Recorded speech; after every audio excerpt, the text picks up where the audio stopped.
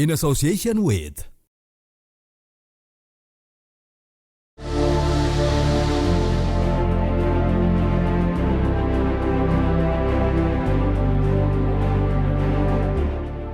Di setiap deru mesin, dalam setiap bara dan kepulan asap yang menyala, disitulah denyut ekonomi Indonesia berdetak. Namun, di balik kemajuan industri, ada jejak karbon yang tak bisa kita abaikan. Indonesia tengah berada di titik krusial dalam perjalanannya menuju visi Indonesia Emas 2045. Di tengah ambisi menjadi negara maju, Indonesia menghadapi tantangan besar, bagaimana mendorong pertumbuhan industri tanpa mengorbankan lingkungan. Sektor industri menyumbang lebih dari 22% konsumsi energi nasional dan menjadi penyumbang utama emisi gas rumah kaca. Maka, jalan menuju net zero emissions tak bisa dilepaskan dari transformasi sektor industri itu sendiri. Dekarbonisasi industri, yakni pengurangan emisi melalui efisiensi energi, adopsi teknologi bersih, dan penggunaan energi terbarukan, bukan hanya sebuah keharusan iklim, tapi juga tuntutan ekonomi global. Dengan munculnya kebijakan internasional seperti Carbon Border Adjustment Mechanism Uni Eropa, produk industri Indonesia yang tidak ramah lingkungan berisiko ditolak di pasar dunia. Artinya, industri hijau bukan lagi pilihan, melainkan syarat untuk bertahan.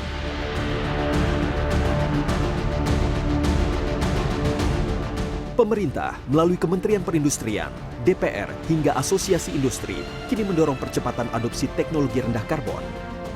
Namun, tantangannya tak sedikit, mulai dari pembiayaan, kesiapan teknologi, hingga perlindungan tenaga kerja di sektor-sektor terdampak. Tidak ada satu institusi pun yang bisa berjalan sendiri. Keberhasilan dekarbonisasi industri bergantung pada gotong royong lintas sektor. Pilihan ada di tangan kita, bertahan di masa lalu atau memimpin masa depan. Dekarbonisasi industri bukan sekedar solusi iklim, namun fondasi ekonomi Indonesia yang baru. Hijau, tangguh, dan berdaya saing global.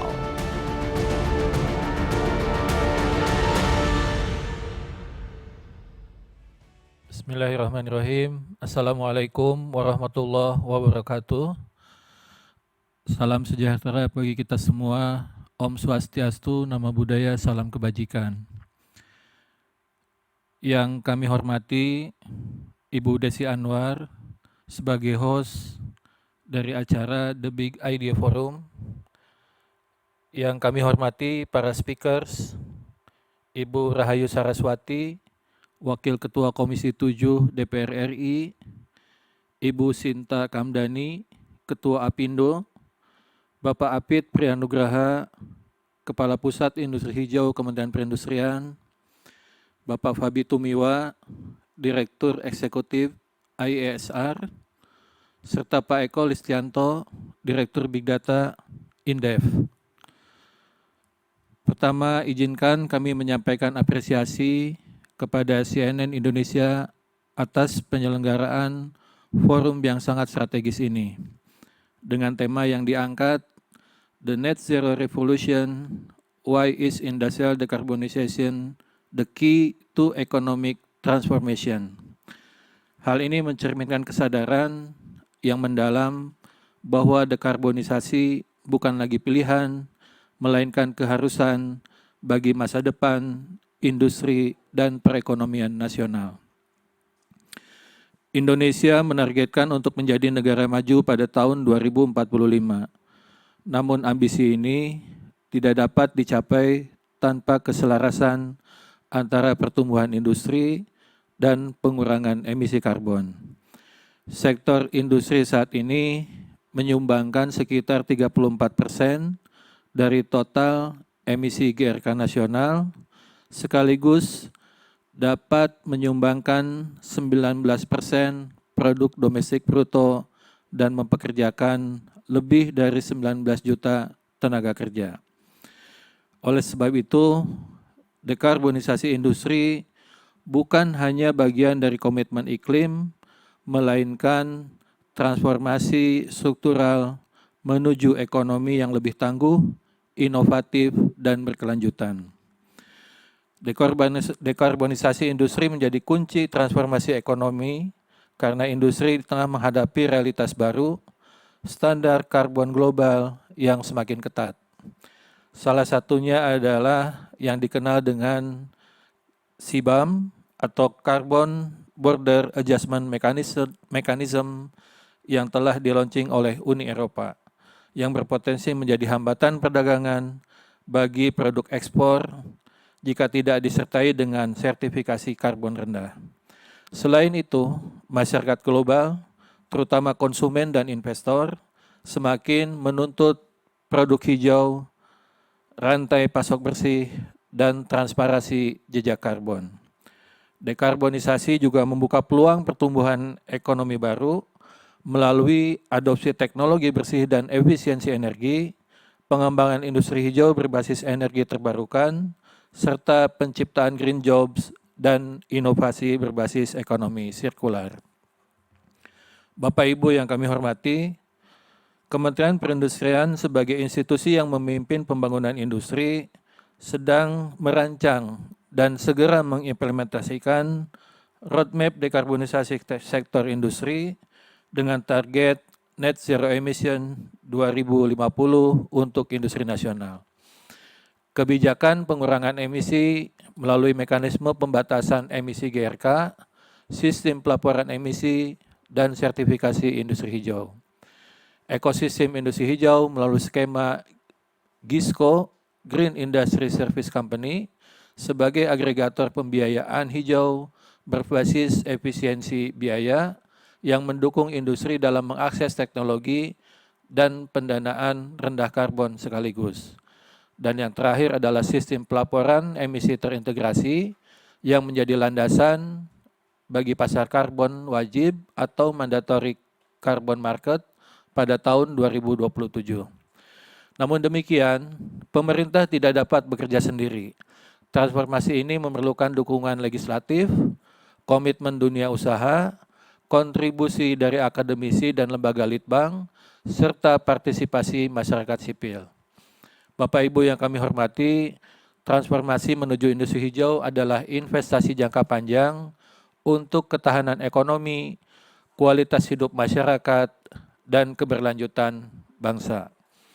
Dengan kebijakan yang tepat, kemitraan yang kuat, dan keberanian untuk bertindak, Indonesia bisa menjadi pemimpin dalam transisi industri hijau. Demikian yang bisa kami sampaikan. Terima kasih atas peran serta Bapak Ibu. Wassalamualaikum warahmatullahi wabarakatuh. Salam hijau, salam industrialisasi berkelanjutan. Halo, selamat datang di The Big Idea Forum dengan tema kali ini Decarbonizing Industry, Building the Future of Sustainable Economic Transformation. Nah, hari ini kita berada di tengah dua arus besar. Ambisi menjadi negara maju pada tahun 2045 dan juga realitas bahwa ternyata krisis iklim tidak bisa lagi ditunda. Industri kita menjadi tulang punggung ekonomi tapi sekaligus penyumbang emisi gas rumah kaca yang signifikan. Dekarbonisasi bukan sekadar jargon, tapi strategi ekonomi. Tiket untuk bersaing di pasar global. Nah, di forum ini kita akan menggali bagaimana Indonesia bisa mewujudkan industri hijau secara nyata. Tantangannya di lapangan, peran regulasi, investasi, dan tentu saja inovasi. Sudah ada bersama kita para pembicara yang akan memberikan wawasan dari berbagai perspektif. Yang pertama di studio ada Pak Apit Priyanugraha, Kepala Pusat Industri Hijau dari Kementerian Perindustrian. Beliau akan memberikan insight kepada kita semua terkait roadmap dekarbonisasi industri di tanah air. Pak Apit, selamat datang. Apa kabar? Sehat selalu? Baik, terima kasih. Iya, selanjutnya ada Bu Cinta Wijaya Kamdani, Ketua Umum Asosiasi Pengusaha Indonesia atau APindo. Kita harapkan tentu saja memberikan perspektif kali ini dari sudut pandang industri yang terkait penerapan dan tantangan dekarbonisasi di dunia usaha. Bu Cinta, apa kabar? Baik. Cerah sekali hari ini. Hijau. Hijau. Sesuai dengan tema. Sesuai dengan tema. Dan ada juga Pak Fabi Tumiwa, Direktur Eksekutif Institute for Essential Services Reform atau IESA, yang tentu saja menjadi mitra penting ya, bukan saja dalam acara ini, tapi juga dalam mewujudkan ekonomi yang hijau dan rendah emisi yang kita harapkan berdaya saing global. Pak Fabi, optimis ya? Harus Semua kita optimis. bisa jalankan dengan Harus baik. optimis. Iya. Yang penting itu risetnya itu juga yang harus kita terapkan dengan baik.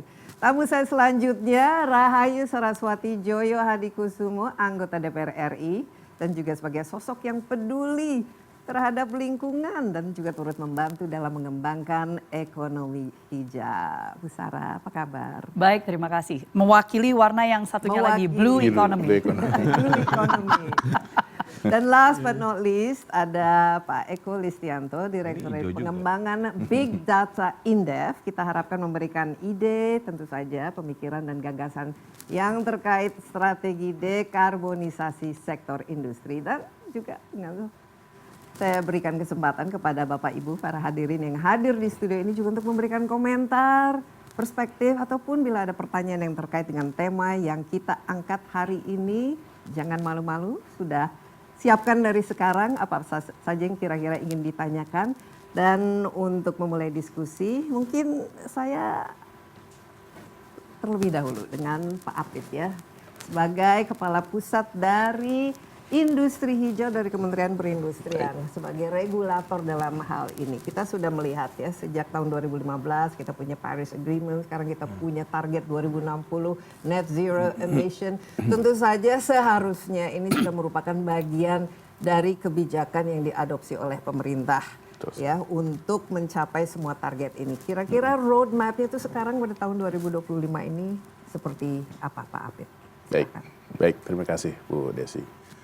Mungkin sebelum cerita tentang roadmap, ada baiknya kami juga menyampaikan dulu bahwa kita ini sekarang punya target-target penurunan emisi cukup berlapis ya. Dari mulai target global gitu ya, dikaitkan dengan Paris Agreement, harus menjaga suhu bumi 1,5 derajat dan seterusnya. Diturunkan ke level nasional, kita juga punya kontribusi nationally determined contribution yang harus dihitung untuk pencapaian penurunan emisi secara global.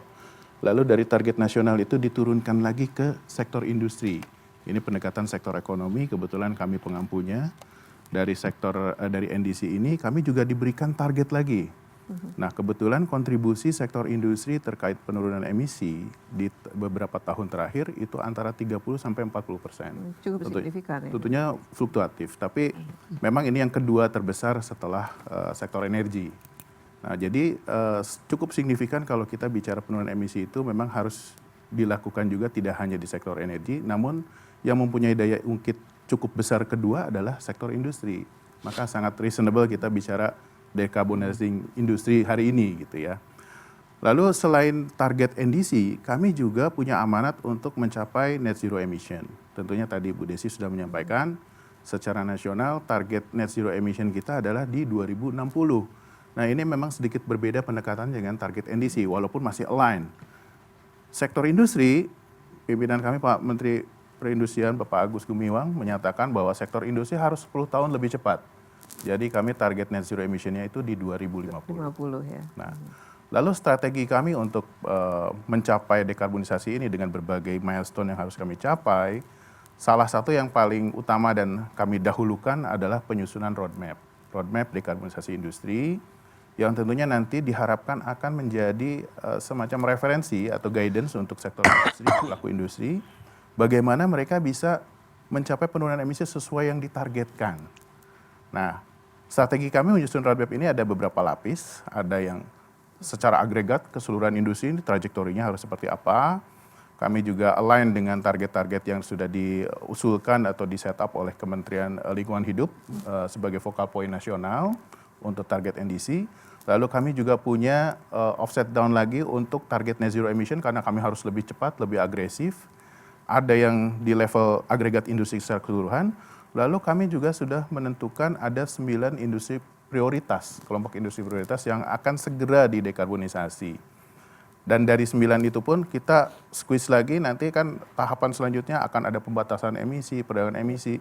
Kita squeeze lagi jadi 4 yang lebih dipercepat lagi, yaitu semen, pupuk kertas, dan industri logam. Ini yang akan kami push di tahun 2027 sudah terkena pembatasan emisi. Namun sebelum bicara terkait pembatasan emisi, terkait roadmap nanti tiap subsektor industri yang 9 itu kami juga akan menyusun roadmap masing-masing per subsektor industri tersebut. Dan kebetulan dibantu salah satunya oleh ISR, ada Pak Fabi di sini, ada juga kita dibantu oleh WRI, ada dari WRI Indonesia. Dan isi dari roadmap itu, beberapa hal yang paling penting adalah kita memberikan guidance, misalnya kapan harus turun jadi berapa dalam konteks hitungan net emission-nya gitu. Itu kita punya milestone di 2030, 2035, dan 2050 untuk net zero emission. Di tiap milestone itu, di dalam roadmap ini supposedly nanti akan diberikan opsi-opsi teknologi rendah karbon apa yang bisa digunakan oleh masing-masing sektor industri tadi. Ya. Karena teknologi sendiri itu ada yang sifatnya robust, bisa berlaku untuk semua sektor industri, seperti pasang solar panel itu regardless industrinya bisa dipakai. Lalu misalnya CCU gitu, CCS itu bisa di hampir semua industri yang punya cerobong bisa digunakan. Ya. Jadi kita memberikan opsi-opsi teknologi apa yang tepat yang bisa digunakan atau diimplementasikan oleh masing-masing subsektor supaya mereka bisa mencapai target penurunan emisi. Nah, lebih dalam lagi, selain opsi teknologinya yang tentunya oleh teman-teman dari ISR dan WRI sudah di-scrutinize mana opsi teknologi best available teknologi di dunia yang cocok dilakukan di Indonesia, karena tidak semuanya cocok ternyata. Setelah diberikan opsi itu, kita identifikasi misalnya kebutuhan implementasinya itu cost-nya berapa, cost of implementation-nya berapa. Karena kami juga harus memperhitungkan kebutuhan green investment-nya nanti akan sebesar apa. Setelah cost of implementation, kita juga harus menghitung potensi penurunan emisi dari masing implementasi teknologi tersebut. Lalu juga mungkin ada potensi energy efficiency, for example. Dan salah satu lagi parameter yang tidak kalah pentingnya adalah kita juga harus memperkirakan ada tidak potensi mitigation economic value kami menyebutnya. Jadi ketika mengimplementasikan teknologi tertentu itu, kita harapkan juga terjadi nilai tambah ekonomi. Sebagai contoh begini, misalnya satu perusahaan pasang solar panel. Memang dia butuh capex di awal, tapi kan akan terjadi cost efisiensi dari penurunan biaya energi. Misalnya solar panel itu best practice-nya bisa terjadi cost efisiensi sekitar 30%. Nah itu kan mitigation economic value kami menyebutnya. Nilai 30% hasil penghematan ini bisa digunakan untuk recovery, seperti itu. Nah jadi di dalam roadmap itu pertama ada satu, kita bicara teknologinya apa saja yang bisa digunakan, opsi-opsinya, sehingga sektor industri itu juga terbantu, mereka tidak blind gitu untuk menurunkan emisi itu, kita sudah punya referensi apa saja. Di luar itu tentunya kita juga memberikan opsi-opsi selain pendekatan teknologi ya, seperti misalnya behavior change, terus misalnya automation, walaupun automation ini juga teknologi tapi itu kan beyond industri pun bisa digunakan, dan ternyata walaupun tidak sesignifikan yang lainnya, dia juga memberikan kontribusi positif terhadap penurunan emisi. Nah, faktor yang lebih penting lagi Bu Desi, selain roadmap tadi, kita juga harus memikirkan dan memetakan problematika ketika kita ingin mengimplementasikan atau memaksa industri untuk turun emisi.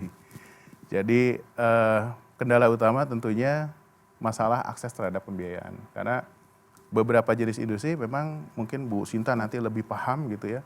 Industri itu untuk turun emisi atau bertransisi menuju industri hijau, mereka ada yang dipaksa oleh off-taker-nya. Yang seperti ini sih pemerintah nggak usah apa-apain juga mereka melakukan sendiri. Lalu ada yang dipaksa oleh investornya. Itu juga kita jadikan best practice. Mereka tidak perlu bantuan pemerintah, mereka sudah dapat insentif sendiri dengan mendapatkan pengakuan dari investornya.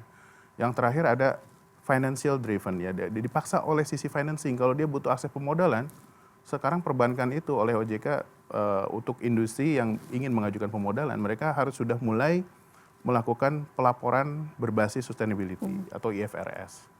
Nah, sementara itu, tadi target-target itu kan nyata, harus dicapai. Industri yang terkena oleh 3 motif ini, tidak 100% terkena 3 ini. Ada yang mereka don't care dengan off-taker-nya karena off-taker-nya tidak menuntut. Atau investornya pun tidak menuntut. Financial juga dia tidak butuh modal. Padahal kita tetap harus menurun emisi. Dan ini keterwakilannya mungkin sekitar 30% gitu. Sisanya kan tetap harus didekarbonasi. Makanya kami menerbitkan nanti sedang menyusun regulasi penurunan emisi. Nah, kita ada nanti policy driven gitu, dipaksa oleh pemerintah dengan kebijakan gitu. Sorry Pak Apit, ini kata pemaksaan ini sepertinya seolah-olah ini top down. Ini bukannya seharusnya ini sudah menjadi bagian dari ESG ini harusnya sudah ada di DNA dari industri itu sendiri ya. Ini penyusunan sekarang roadmap-nya ini sudah diimplementasikan atau masih belum? Sedang finalisasi, rencananya bulan Agustus ini. Bulan Agustus ini kita akan launching. Nah, ini sudah mendapatkan masukan dari seluruh industri atau kita tahu dari ISA misalnya dapat masukan dari WRI, tapi kalau dengan dari teman-teman di sektor industri itu sendiri bagaimana dan apa? Baik, nanti saya tanyakan ya Mbak Cinta, tapi apa kira-kira? Dalam penyusunan roadmap ini tentunya kami melibatkan berbagai pihak ya, selain tentunya kalau stakeholder utama kami selalu dilibatkan by sektor. Misalnya dengan industri semen, kita bukan hanya engage ke pelaku industrinya, tapi juga asosiasi industrinya, kita ajak juga duduk bersama. Memetakan keluhan mereka seperti apa, kendala mereka seperti apa, kondisi awal mereka di 2025 ini, emission profile mereka seperti apa. Sehingga kita harus tahu kalau mau sampai sana, kondisi sekarang seperti ini, kita harus ngapain gitu. Itu kita harus petakan dulu gitu, kita mengajak semua pihak. Tentunya di berbagai kesempatan, di berbagai inisiatif kita selalu melibatkan baik itu pelaku industri, asosiasi, akademisi gitu ya, dan berbagai expert kita libatkan. Termasuk berbagai NGO juga kita libatkan. Nah, saya yakin dalam perjalanannya karena tidak selalu kami juga hadir dan memimpin FGD-nya atau pembahasannya. Saya yakin misalnya dari tempat Pak Fabi dari SR juga mengajak juga Apindo mungkin dengan Kadin atau yang lainnya. Tapi kita juga harus ingat bahwa di Indonesia ini kebanyakan industri kan masih skalanya kan sangat kecil ya. Betul. Dan menengah ya. Tadi yang 9 itu bisa dengan agak singkat kira-kira selain semen, pupuk dan ini apa yang 9 yang menjadi fokus itu? Ada selain yang 4 tadi ada tekstil, makanan minuman, keramik dan kaca, alat transportasi. Nah biasanya saya lupa ini. Apa? Ya, intinya kimia. Mungkin hampir seluruh komponen dari sebenarnya ada yang ke-10 others. Others. Oke, jadi roadmap ini bulan Agustus ya akan di launching.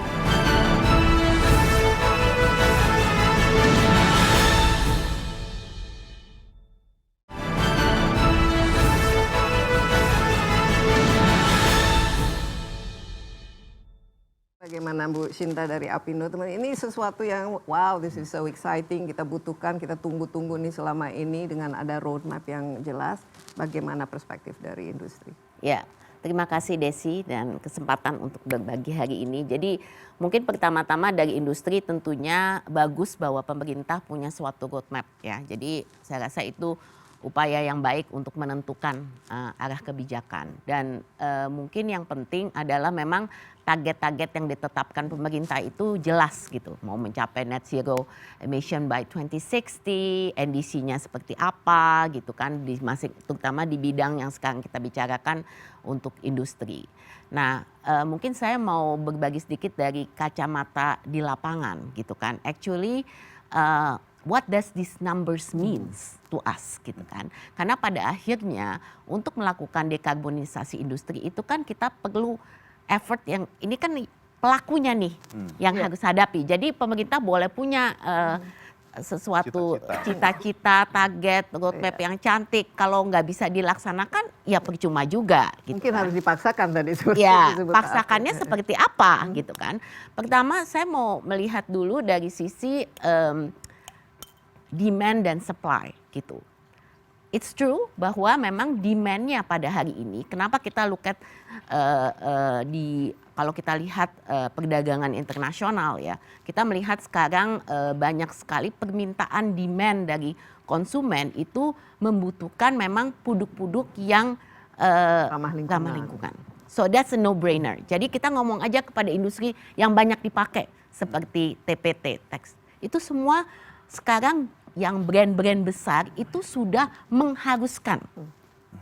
Jadi paksaan dari demand dari global itu sudah ada gitu. Harus, kalau enggak they're not gonna buy it from you, ya kan? Nah, berarti dari demand itu sudah ada paksaan. Nah, demandnya ini kemana? Tentunya kepada industri-industri yang memproduksi, ya kan? Nah, sekarang is it up to the industry? Nah, pertanyaannya is not about just whether the industry is willing or not. Tentu saja kalau industri yang besar, manufacturing TPT misalnya yang besar, ini saya berikan contoh, mereka ya akan lakukan itu dengan investasi berapapun juga, they will do it gitu kan. Tapi even buat yang besar, faktornya tuh banyak. Saya berikan contoh yang sangat sederhana. Mereka harus mendapatkan supply listrik dari EBT. Cukup nggak Pak Feby kita punya supply listrik EBT untuk bisa melakukan ini, ya kan? Kemudian pabrik-pabrik itu mau melakukan sendiri dengan solar panel mereka di atas pabrik. Boleh nggak? Boleh nggak? Dan PLN mau nggak beli ini? Nah, saat ini saya ada contoh, boleh 35%, padahal mereka sebenarnya bisa 100%, tapi boleh 35%, karena akan mengganggu tentu saja model bisnisnya PLN kalau semua mau bikin sendiri, ya kan? Nah, this is an issue. Jadi even maupun belum tentu bisa gitu, ekosistemnya belum tentu memungkinkan. Itu yang sangat sederhana gitu kan, dari segi demand-nya. Jadi kalau supply, permasalahan yang dihadapi tadi dengan ekosistem yang ada, dengan of course teknologi. Kalau big industry, they will learn, they will get apapun teknologinya. Habis efisiensi energi itu udah banyak lah teknologi yang keluar, dan saya rasa Indonesia cukup lah mereka bisa ini. Tapi mungkin kita juga melihat bahwa kan semua itu bisnis itu ada commercial aspect. Ya. Jadi kita ngomongin dekarbonisasi, at the end of the day, is it commercially feasible or not? Yes. We're gonna make money for the company. Our products ini, produk-produk kita bisa kompetitif nggak dengan yang jualannya Vietnam dan jualannya yang negara lain gitu. Nah, pada akhirnya kalau biaya kita lebih tinggi, belum tentu kita bisa jualan sesuai yang kita harapkan gitu. Nah, ini faktor juga penting. Jadi dekarbonisasi itu, decarbonize itself dengan teknologi itu membutuhkan biaya yang tinggi. Saya mau share sedikit informasi ya. Jadi dari segi data, pertama kalau kita lihat investasi yang dibutuhkan untuk biaya transisi, ini untuk transisi energi itu dibutuhkan 3.500 sampai 4.000 triliun hingga 2050. Ya kan? Kemudian untuk yang padat energi seperti tekstil, baja dan semen, itu kenaikan biaya produksi itu bisa sampai 20-40% dengan teknologi yang ada. So you're saying this is not feasible? I'm not saying it's not feasible. Berarti kan harus ada pemerintah harus bantu biaya lain apa nih? Kalau gas kita terlalu tinggi, logistik kita terlalu tinggi, nggak bisa compete, labor cost kita. Kemarin kita baru berbandingkan Indonesia dan Vietnam bedanya sekitar 30%. Jauh sekali. Nah, makanya how? Jadi bagaimana kita kemudian bisa compete. Jadi I think these are areas that we need to understand gitu. Secara logically, apakah ini bagaimana caranya? We're not complaining, tapi solusinya apa gitu. Tadi kan sudah ada roadmap-nya ya Pak Apit. Ini kan ada insentif dan lain sebagainya. Is it enough? Is it enough? Nah, dihitung aja sendiri. Is it incentive enough? Dan insentif seperti apa gitu kan? Karena biaya of doing business-nya ini mempengaruhi tentu saja dengan kompetitif daripada produk.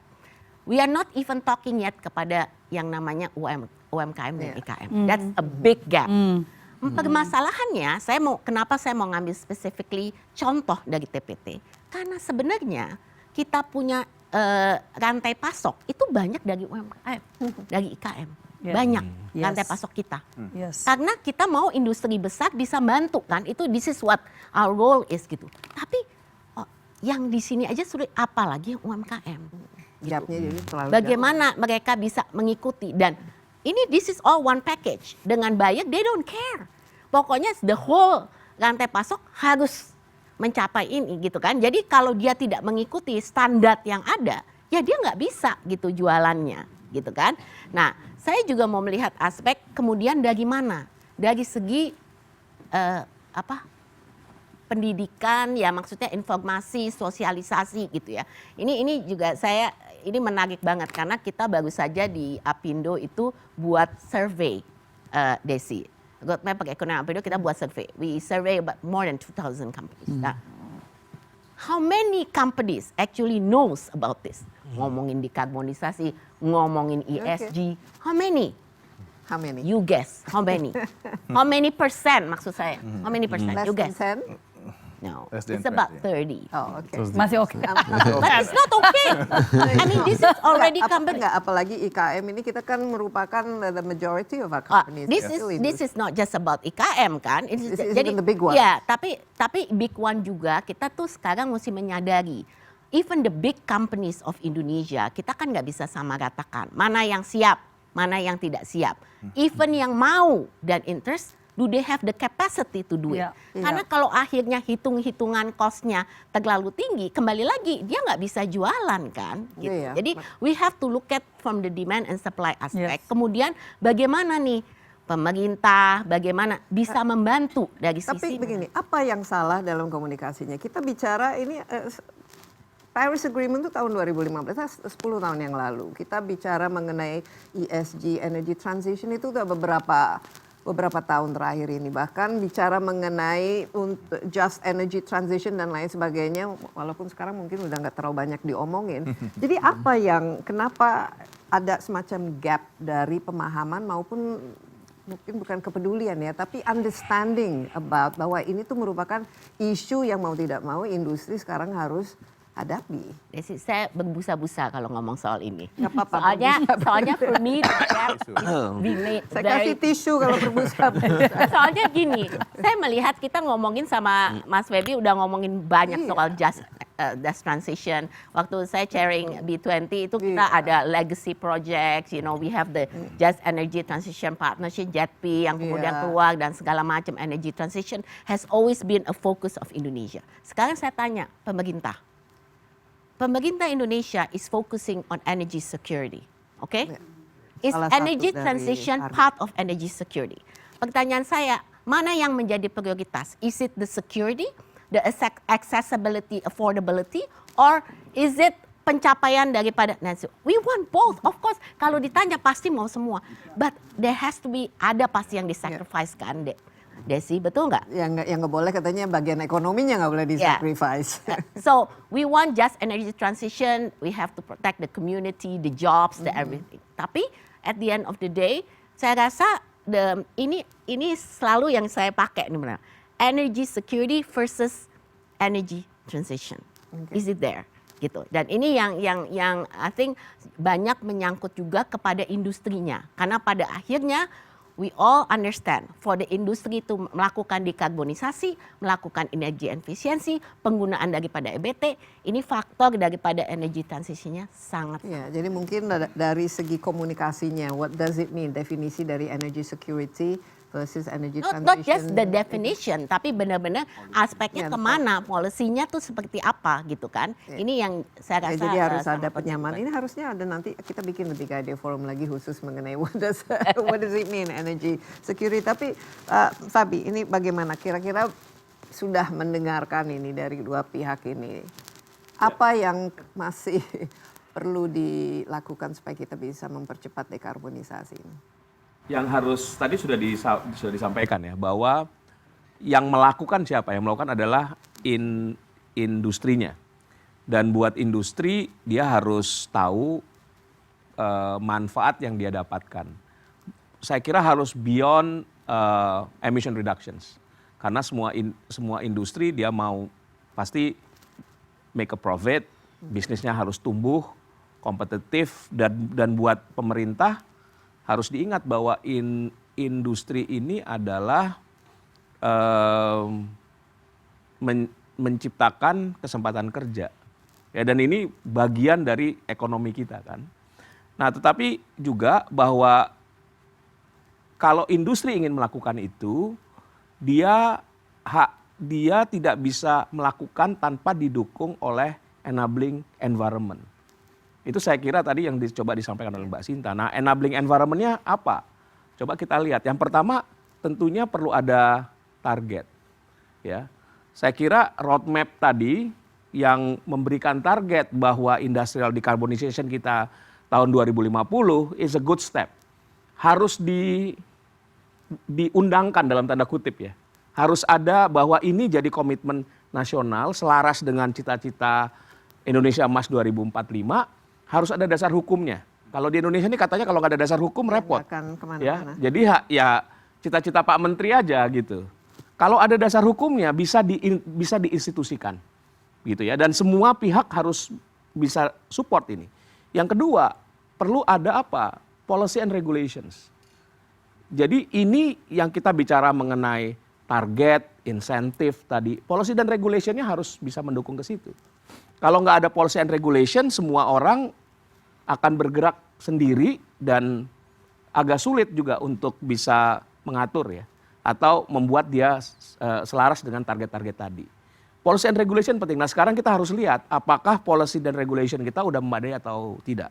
Kita punya yang namanya rencana induk pengembangan industri nasional. Pertanyaannya apakah RIPIN itu sudah merefleksikan nggak target tadi? Dan itu karena itu jadi referensi. Referensi untuk pengembangan industri maupun referensi bagi program-program yang dibuat oleh pemerintah. Harus ingat tadi misalkan hal yang sederhana ya. Salah satu ini dari kajian kami, salah satu yang ISR temukan menurunkan emisi pada industri itu langkah yang paling mudah switching fuel dan electricity dari yang fosil ke renewable. Hal yang sederhana, misalnya saya mau ganti batu bara ganti dengan bahan bakar yang lebih rendah karbon. Misalnya katakanlah ganti dengan gas ya untuk proses heat. Gasnya ada nggak? Infrastrukturnya ada nggak? Dari industri mau nih, tapi gasnya nggak ada. Atau gasnya harganya terlalu mahal, ya kan? Nggak bisa compete dengan harga batu bara misalnya. Itu jadi mau tapi nggak bisa. Atau saya yang hal yang sederhana, saya mau tingkatkan penggunaan energi terbarukan, ya. Listrik saya pakai sinar matahari. Solar panel tadi. Ya, pakai solar panel.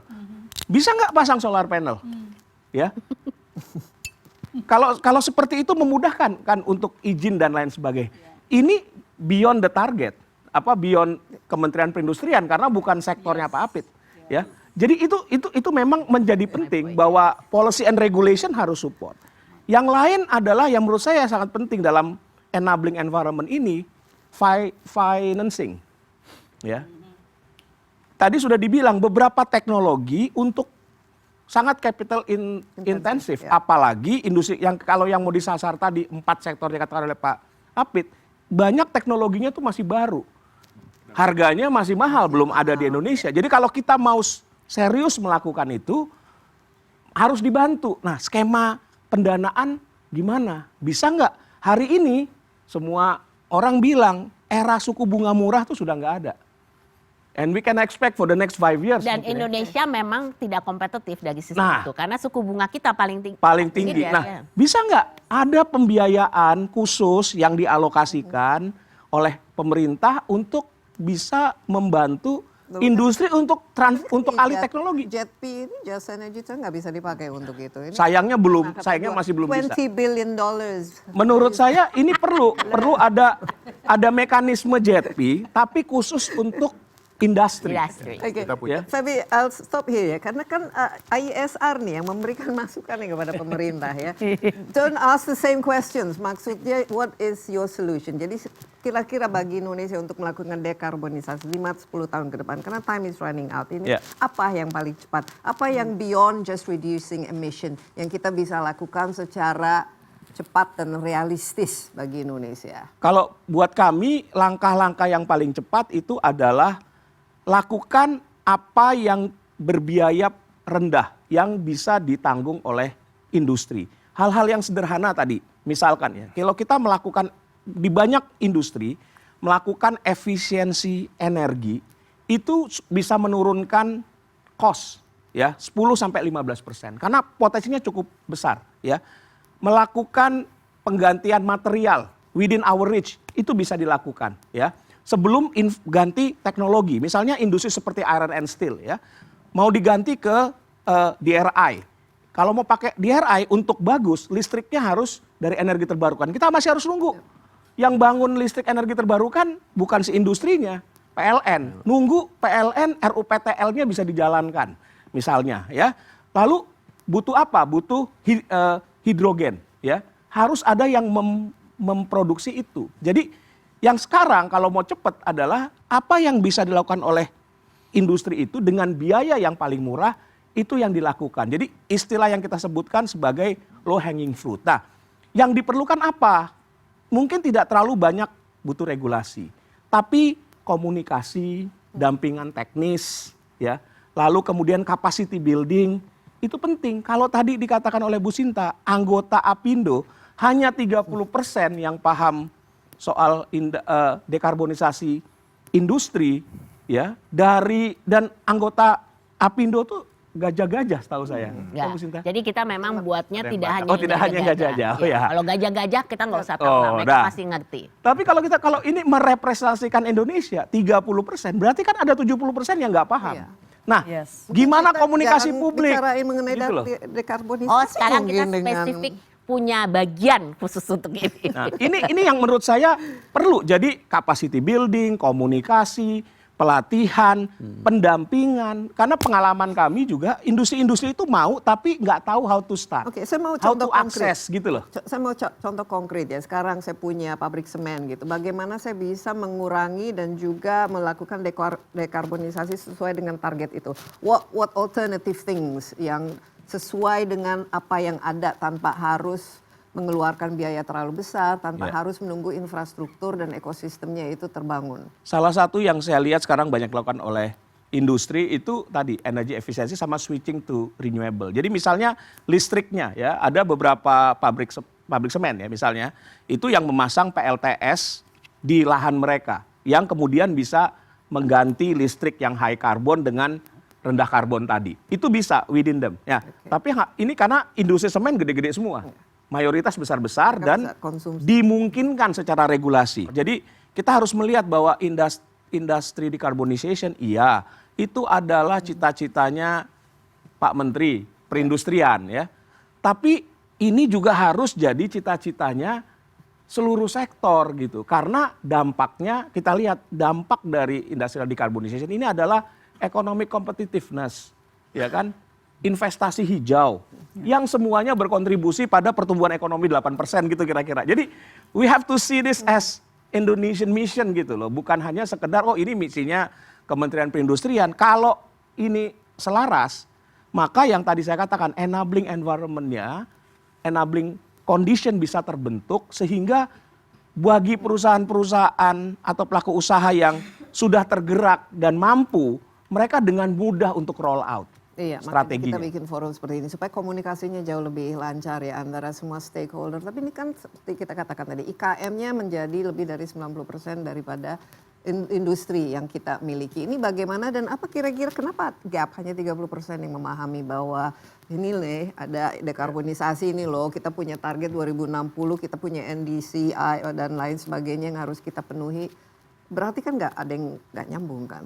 Atau belum tersampaikan karena saya juga melihat, saya nggak tahu ya maksudnya hasil survei itu kira-kira faktor yang membuat orang nggak paham apa sih maksudnya gitu. kalau yang khusus yang kecil apa yang bisa mereka misalnya saya kecil wah sadar harus nih mengurangi penggunaan air, listrik, hemat dan lain sebagainya, but what can I do supaya tetap kompetitif dan barangnya itu laku yang gitu, secara low hanging fruit tadi di industri IKM kita juga pernah melakukan studi itu yang untuk IKM ya. Jadi yang low hanging fruit yang tadi saya sampaikan itu bisa dilakukan.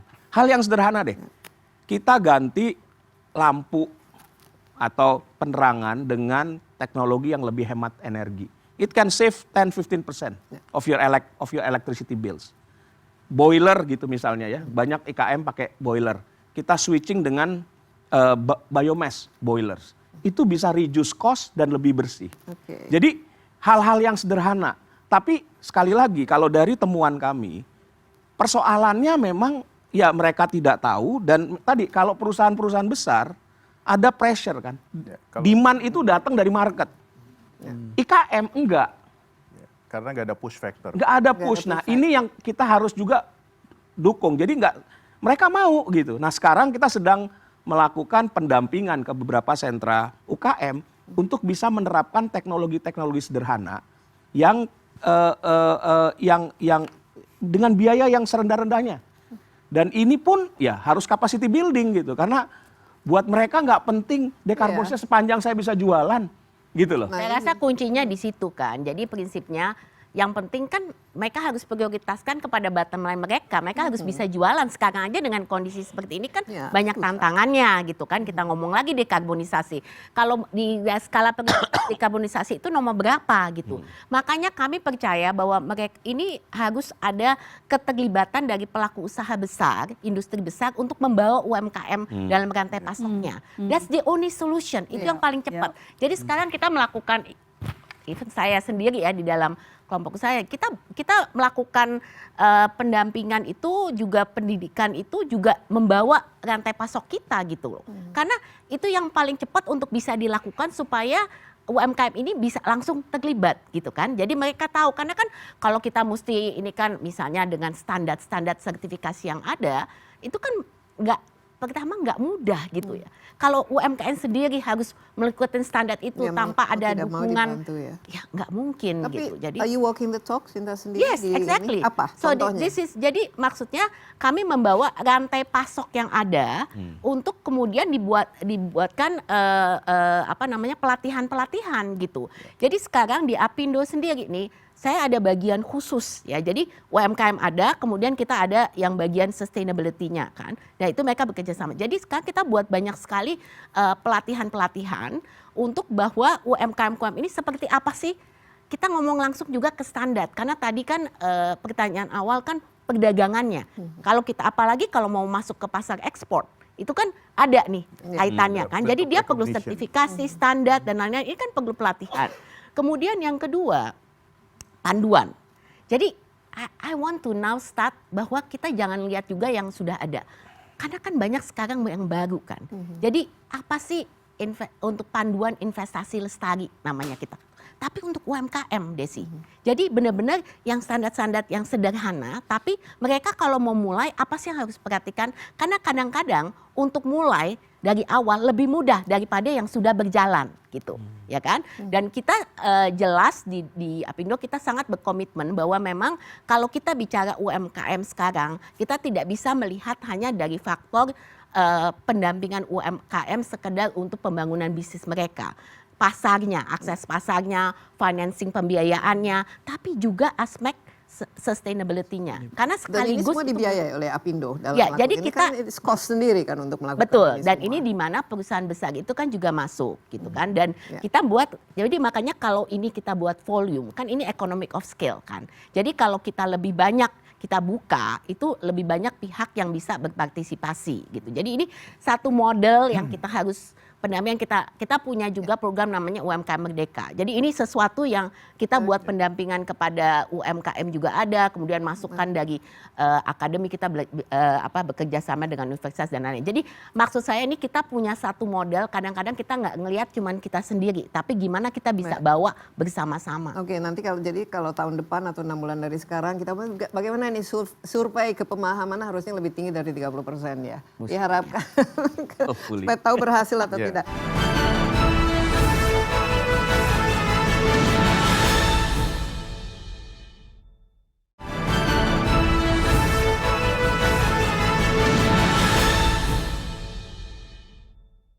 Sarah, sudah mendengarkan ini, what's your perspective? Dari tadi I hear you making noises, geleng-geleng kepala, ngangguk-ngangguk. Proofing. Nggak bisa diam. Pusing ya? Pusing, gemes atau apa? Enggak, tapi sebenarnya sebagai, ini banyak orang mikirnya bahwa policy regulations itu semuanya di DPR. And that's not true.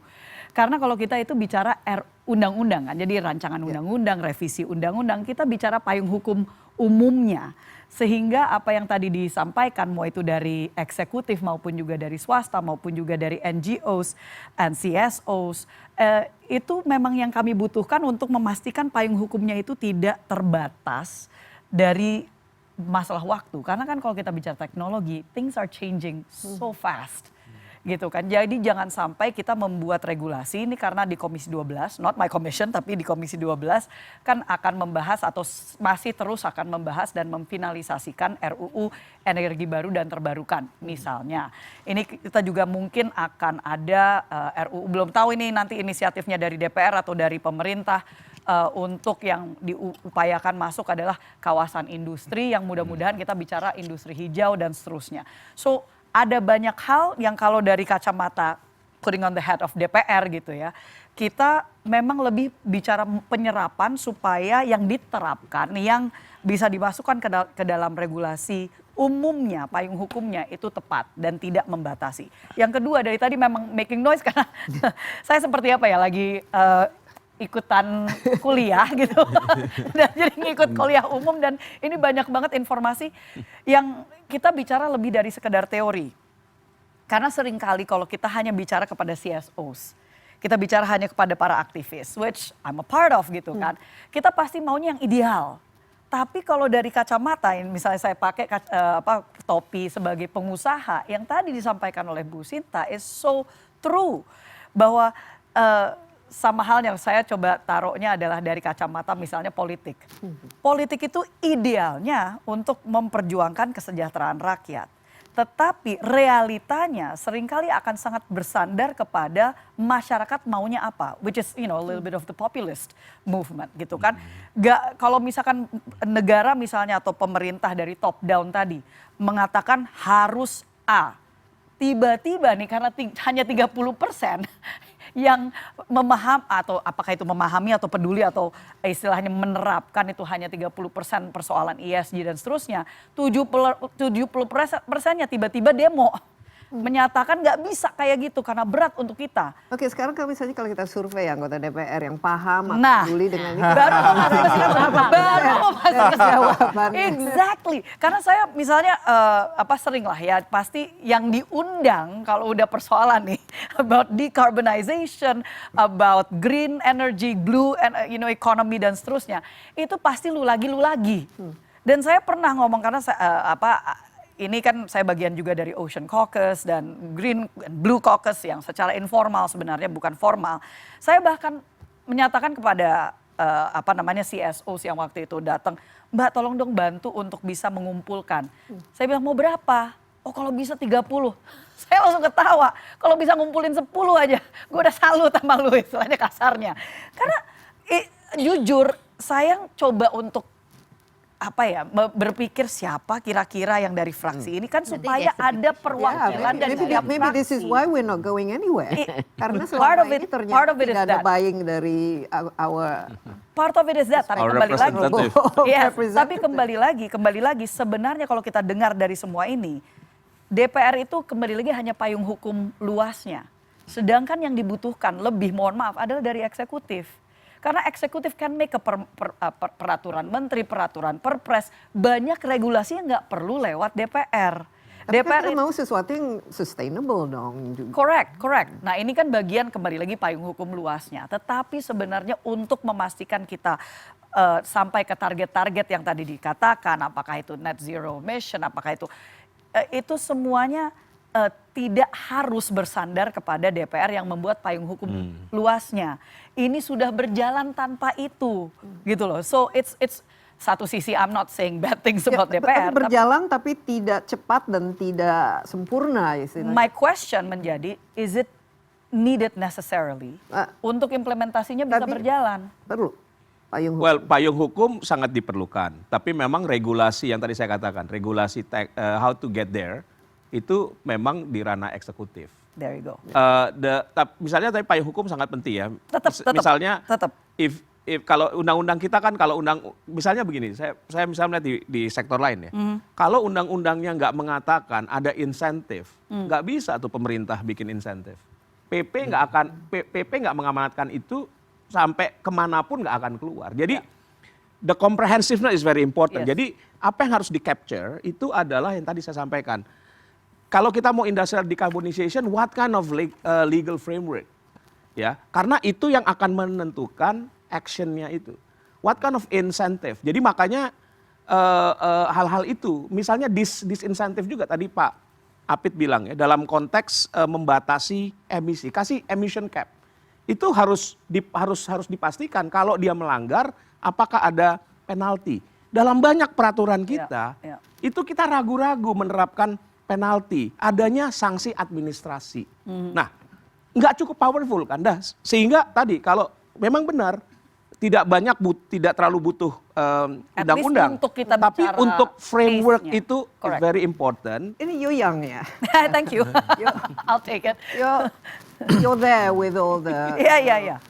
ramah lingkungan dan Yes. you know, Well, I'm lain wearing shoes sebagainya. made out of plastic Yeah. materials. You know, you make sure Mantap. that you Recycle use, plastic. You use ini But not apa, biodegradable. botol, tumbler Tapi recycle. gitu, bukan Recycle. plastik dan lain sebagainya. No, representatif kan mewakili suara masyarakat. Yes. Back to ini. Correct. What can we do gitu mengenai our representative? Is it priority for them decarbonization atau kita hanya omon-omon aja di sini? Ini makanya saya baru mau masuk persoalan, bukan hanya kita bicara kesadaran dari pihak wakil rakyatnya. Politik seringkali is about demand. Nah kalau demand-nya tidak ada, tekanan itu kepada anggota DPR, istilahnya gini, gue nggak peduli lu peduli atau kagak, tapi gue maunya kayak gini. Nah itu kan harus ada, karena kita sebagai wakil rakyat. Artinya kita mewakili suaranya rakyat. Jangan sampai kita dengan kepentingan kita adalah seperti ini. Yang tadi itu kayak nggak nyambung jadinya. Mau tidak mau memang harus ada keberpihakan dari pihak-pihak yang mungkin minoritas di DPR. Tetapi suara itu harus lantang dan Like yours. mengawal, like mine gitu kan. Are you Dan doing something thankfully with I have your the voice? privilege, ya kan. Yang orang-orang bisa bilangnya kan, oh anak-anak Coba privilege gitu kan. mungkin ini sesuatu yang ya aspirasi kita juga kan diwakili oleh Sarah. That's right. Nah, maybe this is the chance to use the voice. Correct. Correct. Nah, sayangnya, so from my side, karena saya di Komisi 7 sebagai Wakil Ketua Komisi 7, saya bisa nanti di masa sidang yang berikutnya, karena tadi katanya Agustus roadmap itu akan Ini keluar, harus- Pak. harus di- Sebagai mitra saya di Komisi 7, saya bisa langsung nanya, Pak Agus, Pak Menteri, mana roadmapnya? Kemarin saya dengar bahwa di bulan Agustus akan selesai, akan keluar. Ini udah bulan Agustus nih, nah nanti saya akan demand, that's my part. Tapi tentunya lobbying behind the scenes, yang seringkali orang kan mikirnya semua tuh ditampilin di medsos. Kan nggak selalu. Jadi kita ini lobbying Tapi behind penting the scenes sekarang pada hadir di TikTok. Kalau nggak exist. Betul. Dan saya nggak khawatir karena yang bantuin bikin roadmap ada di sini.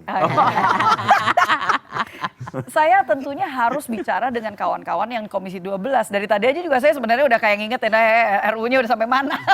Tadi nanya. Udah mulai pembahasan kan Udah, minggu karena ini, memang minggu-minggu ya, kemarin. minggu-minggu kemarin kan sudah gitu, dan itu di Komisi 12. Tentunya beda wewenang dan beda, kita menghormati setiap komisi ada ranahnya masing-masing.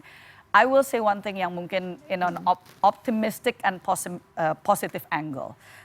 Ada satu term yang saya suka banget waktu saya hadir di World Economic Forum Summer Davos just a few weeks ago di Tianjin, China, yaitu kata future proofing. Ini satu hal yang mungkin ya Bu Sinta di Apindo itu bisa ditekankan pada saat kita melakukan sosialisasi dan menyampaikan bukan hanya to the big industries tapi kepada UMKM. Di mana demand mungkin sekarang belum. Tapi percayalah, the more well-informed generation, ini kan Gen Z dan milenial kita 53%. Mereka peduli loh, saya lihat justru. We're Anak-anak 53% of the population. We might not have the buying power now, but we will. Dan artinya apa? Perlu ada future proofing untuk ke depan. Kalau Anda sebagai pemilik usaha, mau itu kecil, menengah, mikro atau sampai yang besar, itu tidak melakukan langkah-langkah dari sekarang untuk memastikan Anda aman ke depannya, mungkin you lose your customers.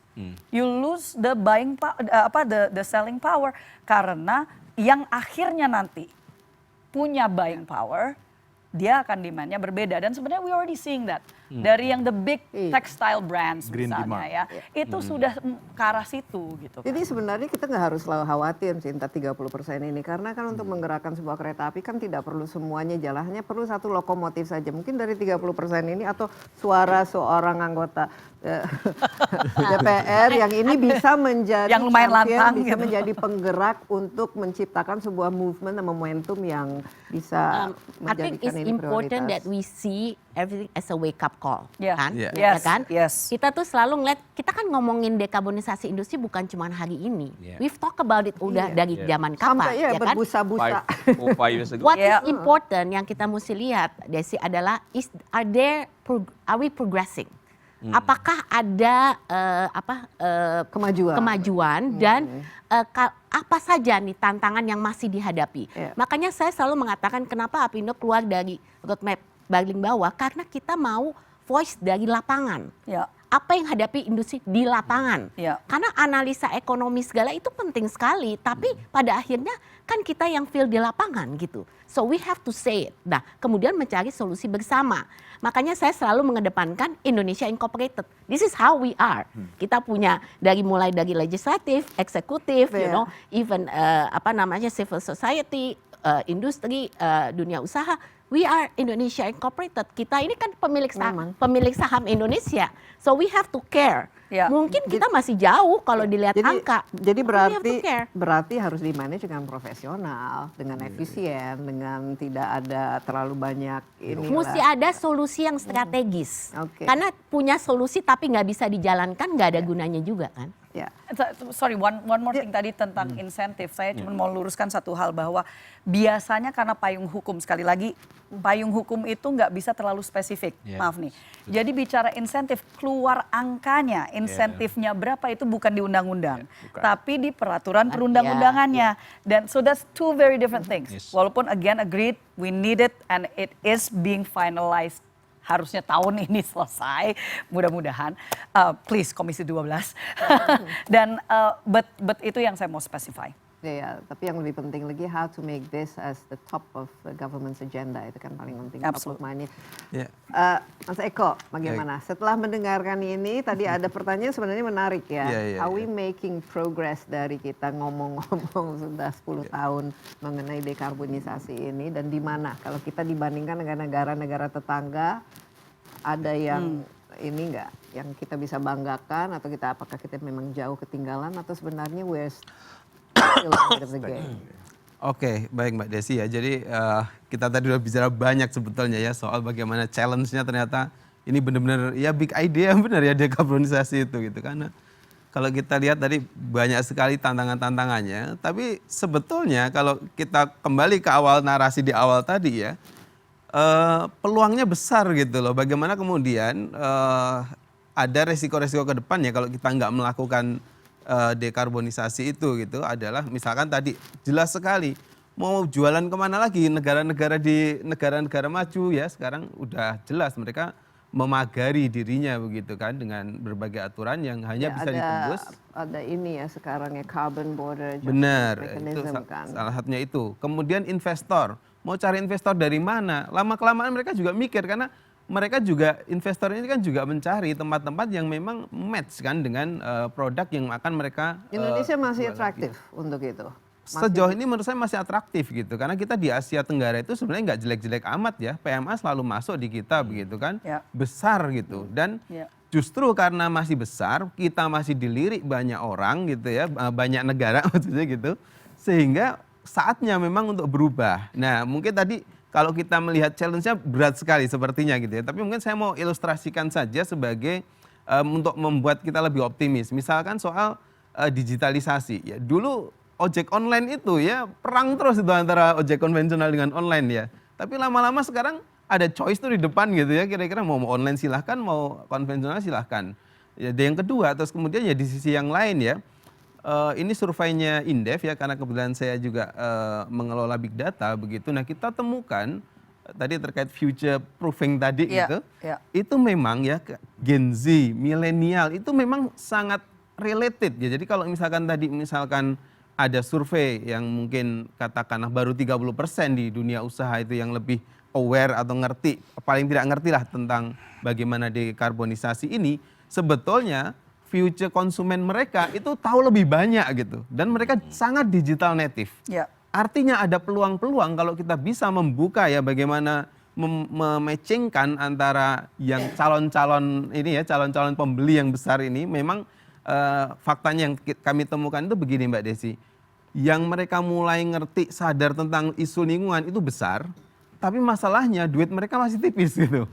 Sehingga ya mereka balik lagi kan ke rational Tadi choice-nya. buying power-nya tadi belum. Tapi I think sebenarnya it's not about the money, tapi how vocal you are and how No, but the money matters. The money matters. Exactly. the Buying money power. matters, but the money will follow what the demand is. Jadi misalnya kalau sekarang di anak-anak muda dan mereka kan all the Greta Thunberg dan lain sebagainya, they do get the media attention. They do get bahwa ini Yes. sesuatu yang memang Yes. menjadi concern semua orang. Benar, Tapi kalau ini kembali ke this is big data ya. Pertanyaan yang Sinta yang tadi menurut saya belum dijawab mengenai kemajuan itu kan harus ada angkanya. Iya. Dalam 10 tahun ini, apakah ada angka yang menunjukkan kita tuh sudah mulai dalam trajet untuk dekarbonisasi dengan pengurangan emisi dan lain sebagainya? Itu angka kita bisa dipertanggungjawabkan nggak? Nah kalau sekarang ada yang namanya the Carbon Border Adjustment Mechanism, itu kan pasti berdasarkan pencapaian penurunan ini yang bisa dipertanggungjawabkan. Nah kita punya nggak ini? Kalau kita menggunakan That's how I see Oke. progress itu Yeah. dalam in the numbers. Oke, kalau kita melihat dengan angka ya, ya sejauh ini pencapaiannya menurut saya sangat kurang begitu. Dan itu terbukti dari bagaimana kemudian kita menyusun rencana energi terbarukan kita ya. Di rancangan-rancangan yang baru yang saya dengar itu adalah kan dikurangi targetnya gitu. Pengurangan target itu berarti dia mulai menggunakan realitas gitu kan. Yes. Iya. Ketika ternyata targetnya ketinggian nggak tercapai akhirnya mereka Sebenarnya ya meet to the targetnya kalau reality. kan tahun 2030 kan berapa? 30 pergunaan 31% kan? Oh, Itu emisi. Bung. Enggak, kalau itu Kalau energi terbarukan edisi. harusnya tahun ini 2025 Iya. 23%. Iya. 23. Di Oh, dalam iya. draft Ini lain, kebijakan angka energi lain. nasional Iya, yang kita baru ngomongin SDG. EBT, ini ngomongin edisi. 23% itu harusnya kan tahun ini kan? Ya, tapi Clean udah energy, direvisi clean energy. targetnya. Iya, karena direvisi. kita masih jauh. Turunkan ke 17 Untuk sampai EBT. 19% Untuk untuk bauran energi We're terbarukan. not even making 19 kan? Are we making No, we're not making 19. Kita belum Sebenarnya lah, tadi 19 banyak Ya, masalah ya. belum, tapi target akhir tahun kan akhir tahun ini baru pertengahan Masih tahun. ada waktu, masih ada waktu. 6 bulan dikejar lagi. 16%. Tapi I don't think that's achievable. tapi on this issue, Bu Agak optimis dikit lah. tadi yang disampaikan Bu Sinta itu memang relevan. Kita industri itu banyak sekali misalnya investor mau masuk, mereka minta clean energy demand-nya cukup tinggi. Iya. Bahkan ada yang sampai 100%. It's impossible Nggak untuk bisa. sekarang. Yep. Jadi industri itu sekarang opsi-opsi untuk dapat clean energy tentunya the biggest possible way adalah supply dari PLN tapi yang green. Ya. Sementara Tapi PLN belum ada ada gitu. skema REC misalnya, tapi itu juga masih ada berbagai isu yang harus diselesaikan dan kami juga hand in hand dengan pihak PLN dan ISDM untuk memperbaiki ini. Opsi kedua misalnya dengan captive tadi solar panel segala macam, itu pun masih ada isu. Isunya ya ini saya tidak menganggap ini suatu permasalahan yang mengikat tapi ini harus diselesaikan. Contohnya isu solar panel itu adalah kuota. Kita mau tadi Bu Sinta Kuota, itu betul. menyampaikan hal yang paling tepat. Kita punya duit kok mau masang solar panel tapi nggak boleh.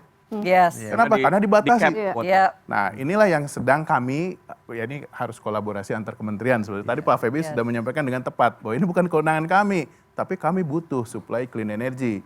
Kewenangannya ada di mana? Ada di ISDM. Pelakunya siapa? PLN. Nah, kami harus duduk bareng, Pak. Bagaimana mengurai benang kusut ini? Iya. Karena PLN pun mereka punya concern sendiri. Yes. Mereka Kenapa creating nggak duduk bareng? Susah ya? kita sedang melakukan itu. Kita sedang kolaborasi. Sebagai contoh saya dengan Prof. Enia dengan di Jen EBTKE kami creating demand kebutuhan clean energy. Beliau minta untuk RPTLS tolong dong demand energi dari industri clean energy berapa? Saya identifikasi. Tapi saya minta jaminan nanti kalau kita sudah sampaikan, saya mau jaminan ini jangan dilelang. Karena kalau dilelang yang dapat orang lain bukan yang ngajuin gitu. Contohnya seperti itu. Aneh kan gitu. Lalu opsi yang ketiga tadi baru satu dari PLN supply clean energy dengan REC misalnya. REC ini harus ada beberapa isu yang harus kita selesaikan. Lalu captive salah satu opsi yang utama adalah solar panel ada isu dengan kuota. Satu lagi ya adalah kita menggunakan IPP Bu. Independent Power Itu punya Producer. masalah sendiri. Itu punya masalah karena kalau lokasi power generation dengan off-takernya berjauhan, otomatis harus pakai grid. Gridnya yang punya PLN juga. Grid, Ya. the grid, The the grid, transmission. the transmission. Dan ini kembali lagi kepada RUU-nya yang sedang yang Di komisi. diperlihatkan. namanya Power power Willing. Jadi ini kita sedang mengurai benang yang komisi kusut. 12 tadi. Iya. Tadi kedengarannya masalah melulu ya. Solusinya Mas Eko ada nggak solusi? yang Challenge, kita- not Oke. problem. Nanti terakhir ada solusi Iya, dari iya. kami, Bu. Oke, nanti Yes, ya semua setelah pakai ini. solusi. Kita ngomongin Coba solusi mungkin sekarang. apa kalau dari big data itu Oke, solusi low ya. hanging fruit. Secara ekonomi ini ya, jadi tadi kalau ngelihat dari berbagai macam tantangan tadi gitu ya, kalau saya mengusulkan memang salah satu aspek yang menurut saya penting ya untuk digarap ke depan itu adalah bagaimana kemudian tadi kan tingkat kesadarannya itu dianggapnya masih rendah gitu. Tapi ada sebetulnya calon-calon konsumen yang tingkat kesadaran jauh lebih tinggi. Saya tinggi loh, saya punya solar panel loh, mahal. Betul. Ya sama. Itu mahal. Mungkin yang di grup ini masuk yang golongan tinggi.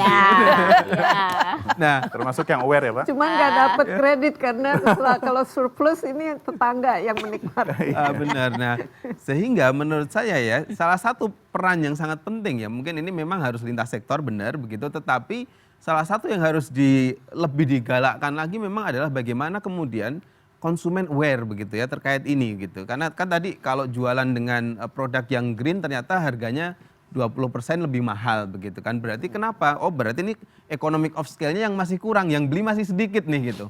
Kalau yang beli banyak, lama-lama ya akan turun harga juga ya, tetap dapat margin tapi dengan harga yang lebih affordable untuk mereka begitu. Nah, konsep-konsep semacam ini menurut saya penting begitu untuk nanti ini kan ya lebih banyak direplikasi lah kira-kira begitu. Karena kalau tadi nunggu berbagai regulasi, ya nunggu yang gede-gede agak susah nih gitu.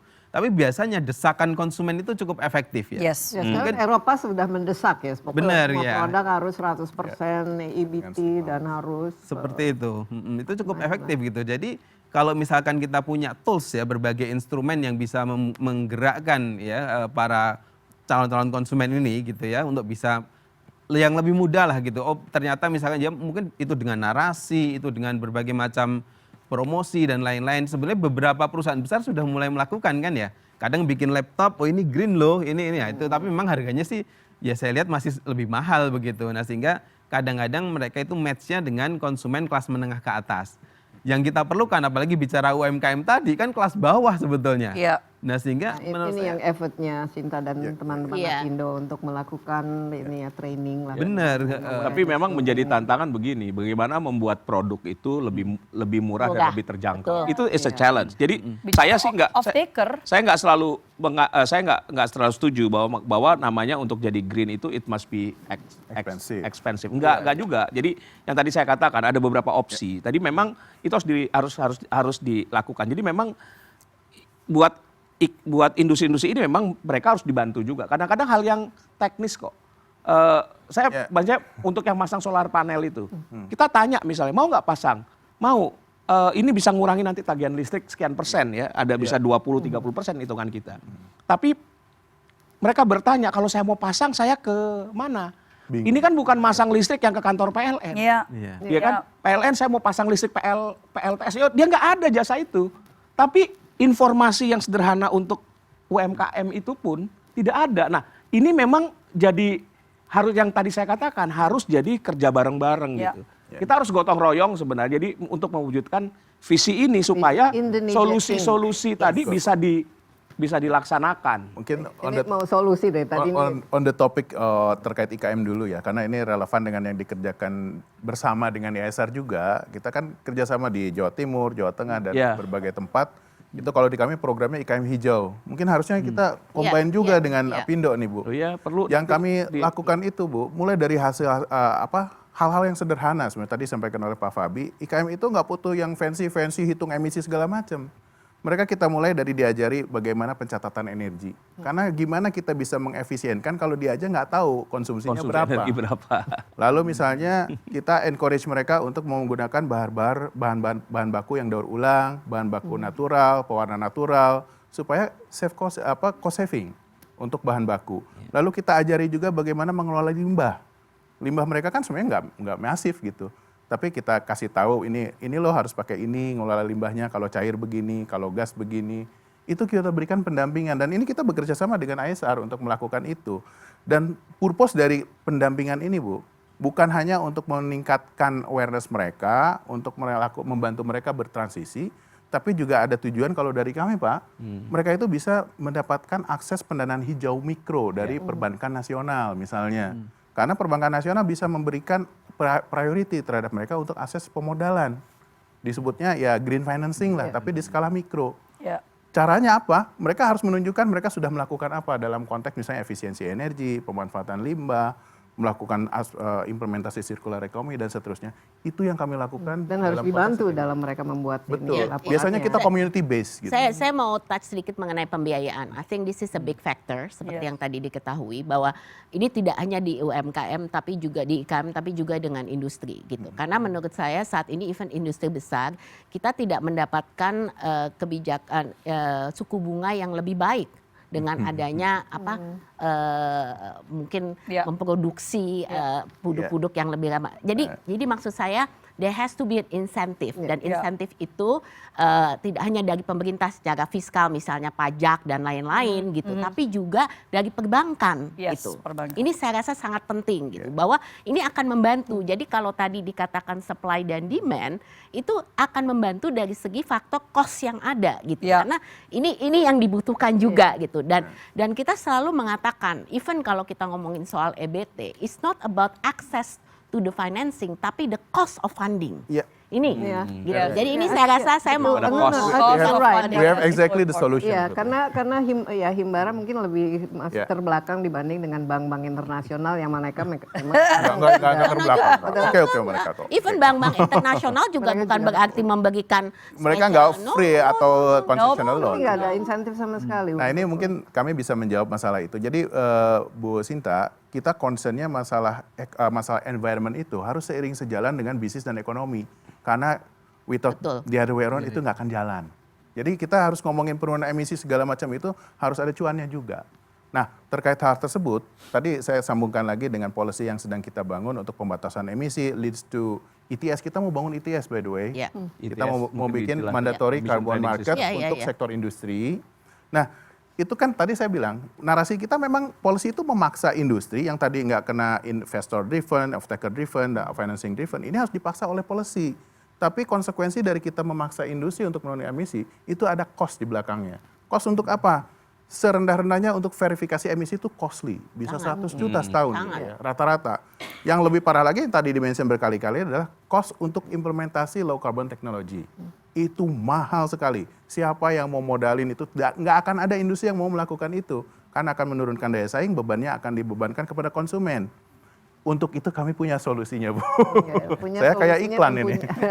kayak iklan. Tunggu tanggal mainnya. Yang penting solusinya bisa dijalankan, gitu jadi kan? begini Bu, ini saya sampaikan dulu broad konsepnya adalah kita di satu sisi demand industri itu kecil-kecil Bu, implementasi teknologi rendah karbon di industri itu kecil-kecil.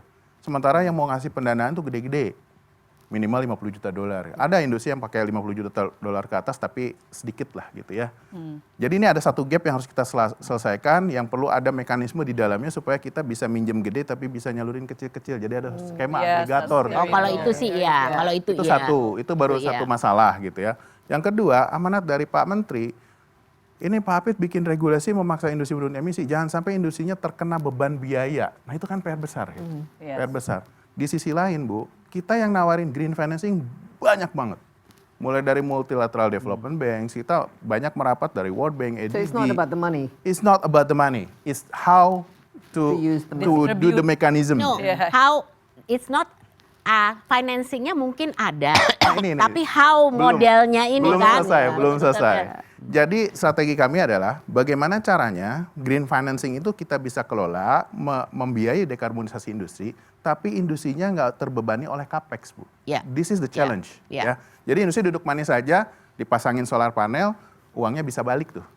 Betul. Salah satu implementasinya adalah dari cost efficiency yang dihasilkan. Ini contoh yang paling mudah saya jelaskan adalah kalau industri pasang solar panel, itu best practice-nya bisa terjadi cost efficiency 30%. Penghematan dari Dari tadi magic number-nya 30%, pemahaman 30%. Karena memang rata-rata segitu. Tapi that's the truth, Bu. Ya, itu memang hasilnya. Nggak apa-apa, itu saya rasa kita perlu topik tersendiri untuk bicara itu ya. Tapi ada upaya-upaya yang Ada. dilakukan. Nah, tinggal nanti kita Jadi, iniin Willingness-nya itu ada. intinya dan intinya funding secara ada secara di situ. konsep nanti industri itu tinggal duduk manis saja, kita yang memberikan financing, tidak perlu keluar capex, kita pikirkan bagaimana cost recovery-nya. Salah satu upayanya adalah cost recovery through cost efficiency. Jadi bayarnya itu dari opex yang diefisiensikan. Itu salah satu model bisnisnya. Oke. Yang Mungkin kedua nanti dari carbon credit. Oke, mungkin ini nanti kita bikin satu forum lagi ini karena Nggak bakal selesai satu kali. Ya. tapi paling tidak sudah ada solusinya secara konkret masih ditunggu. kata kuncinya kita membangun ekosistem industri hijau, di situ banyak multi stakeholders, tapi ada solution providernya yang sedang kita bangun, bisnis konsep namanya GISCO. Green GISCO. Industry Service Company. Dia yang akan menjadi agregator, dia yang GISCO, akan ya. mengimplementasikan, jadi industri tinggal duduk manis saja, Ya. itu konsep. Oke, duduk manis. Dan duitnya ada banyak. Bukan disco.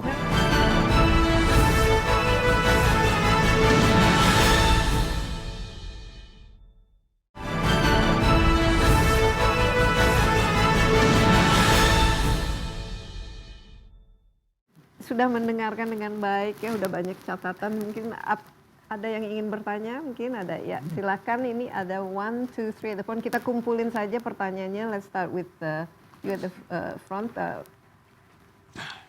Untuk siapa pertanyaannya ditujukan dan dari Ya, mana? Selamat Siapa saja, siang, Bu. nama saya Carmel dari World Resources Institute Indonesia. Thank you very much for the very insightful discussion, para narasumber dan juga Bu Dewi. Kebetulan kami memang sebagai think tank membantu berbagai macam, dan knowledge partner membantu berbagai macam instansi, termasuk Pak Apit juga dalam pembentukan roadmap dekarbonisasi. Nah, kami sudah dengar banyak sekali masukan ya dari berbagai macam pihak. Ada pemerintah, perwakilan rakyat, perwakilan industri, ada Indef dan juga dari ISR. Kita tahu banyak sekali moving parts dalam industrial decarbonization. Tadi sudah sempat dibahas energy supply, energy demand, juga ada incentive policy. And we know that industrial decarbonization, like any kind of transformation, is a collective effort. Pertanyaan saya itu bagaimana caranya agar semua pihak ini tidak saling menunggu, tidak saling menunjuk, karena ujung-ujungnya yang akan terjadi adalah stalemate begitu. Ya. Nah, kita tahu, I'm not saying that progress is not being made. We know that progress is being made, but is it fast enough? Dan bagaimana caranya agar komunikasi antar semua pihak yang terlibat dalam transformasi ini itu bisa lebih lancar mungkin, seperti Oke, itu kira-kira. Terima kasih. Terima kasih. Tadi next question. Terima kasih. Saya Jumantoro, Ketua Asosiasi Petani Pangan Indonesia. Sangat menarik sekali hari ini, walaupun saya tidak bisa bahasa Inggris, tapi sedikit-sedikit saya bisa memahami. Kita pakai bahasa Pakai bahasa Indonesia Indonesia kok. Tadi campur ada bahasa Inggrisnya, bingung saya. Iya, tapi paling tidak kami selaku petani merasa bangga hari ini bisa berkumpul sama orang-orang hebat. Tadi bicara tentang karbonisasi, dampaknya sangat luar biasa kepada kami petani, di mana dengan iklim yang tidak menentu, ada banjir, orang merajalela, iklim tidak bisa kita prediksi. Ini mungkin salah satu dampak iklim yang katanya bond karbon kan begitu. Tapi paling tidak kami berharap ke depan, tadi disampaikan oleh wakil rakyat kita, sangat care sekali. Kita berharap ke depan no lying to be continue. Tidak ada dusta di antara kita, sehingga regulasi tataran kebijakan bisa terimplementasi nyata. Ini yang kami inginkan, sehingga disampaikan tadi oleh Ibu, kita menyiapkan produk yang katanya go green lah, sehat lah. Tapi pada saat kita mencoba, pasarnya tidak pasti. Jadi kami pernah mencoba menggunakan organik sehat, tapi pada saat kami bikin produknya tidak ada yang beli. Bukan untung tapi rugi. Nah, ini bagaimana ke depan ada semacam sinkronisasi lah. Betul-betul jangan hanya tataran kebijakan, bagaimana pendampingan kepada masyarakat kecil, terutama kami petani yang notabene adalah grassroots yang paling merasakan dampak cuaca begini. Jadi tidak usah terlalu besar. Bagaimana pengolahan sampah di desa sekarang, sampah itu pasti dan dengan masuk ke sawah. Ya, jadi kayak softtek plastik itu masuk ke sawah. Dan ini kan merusak lingkungan sebenarnya. Kita bicara back to nature, go green, ini hanya jangan hanya sebatas slogan, tapi bisa dirasakan manfaatnya oleh masyarakat. Itu aja, terima kasih. Baik, terima kasih banyak, bagus sekali nih. Terima kasih atas ini inputnya dan pertanyaannya. Tadi ada satu pertanyaan, silakan di depan.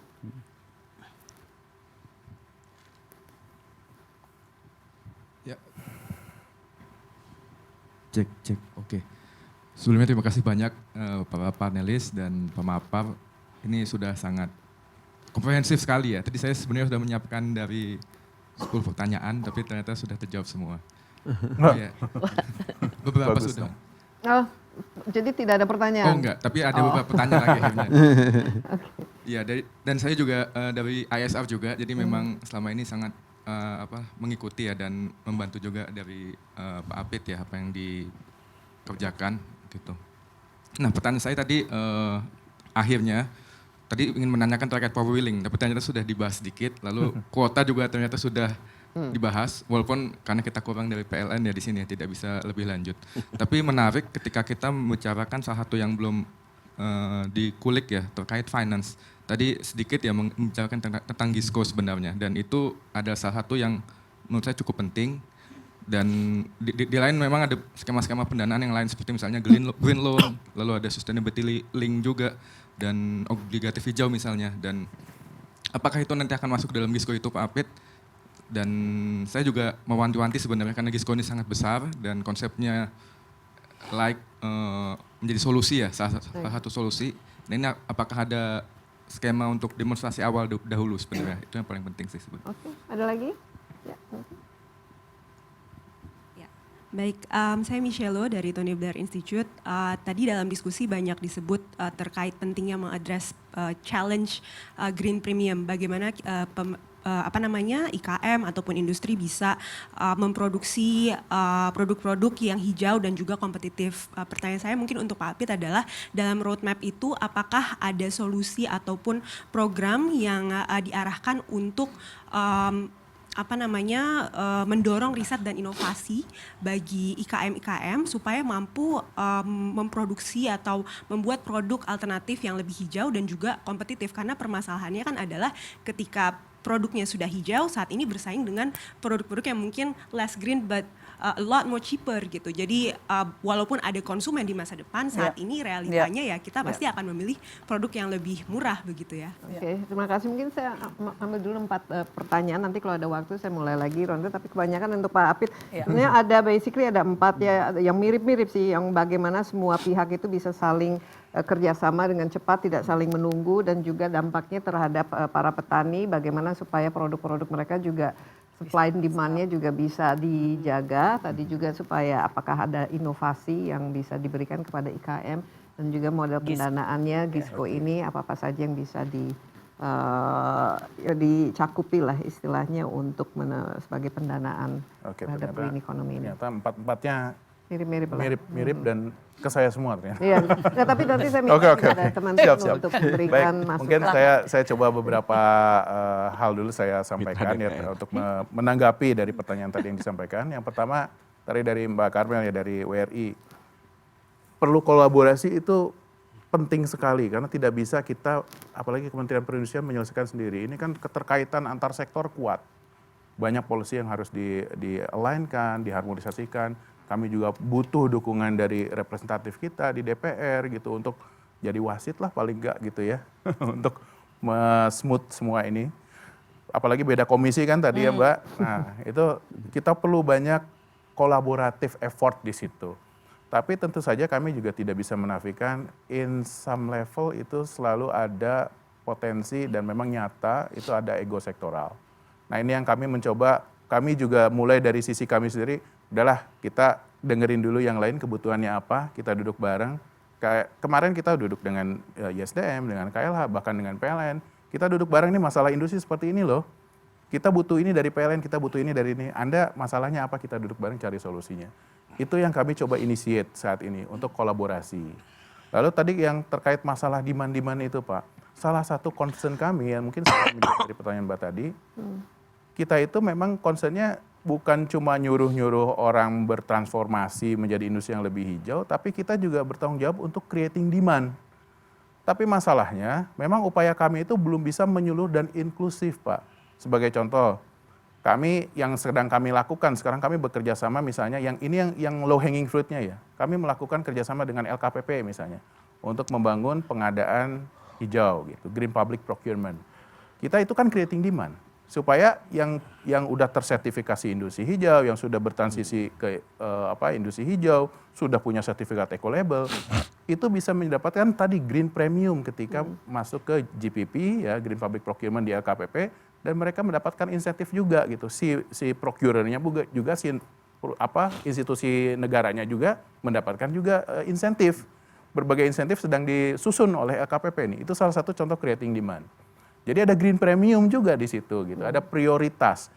Contoh lainnya, dalam konteks misalnya green building. Sekarang ini sudah ada beberapa standar green building. Kami mulai memasukkan lagi namanya dalam konsep green building itu sekarang hanya memperhitungkan energy consumption per square meter misalnya harus berapa.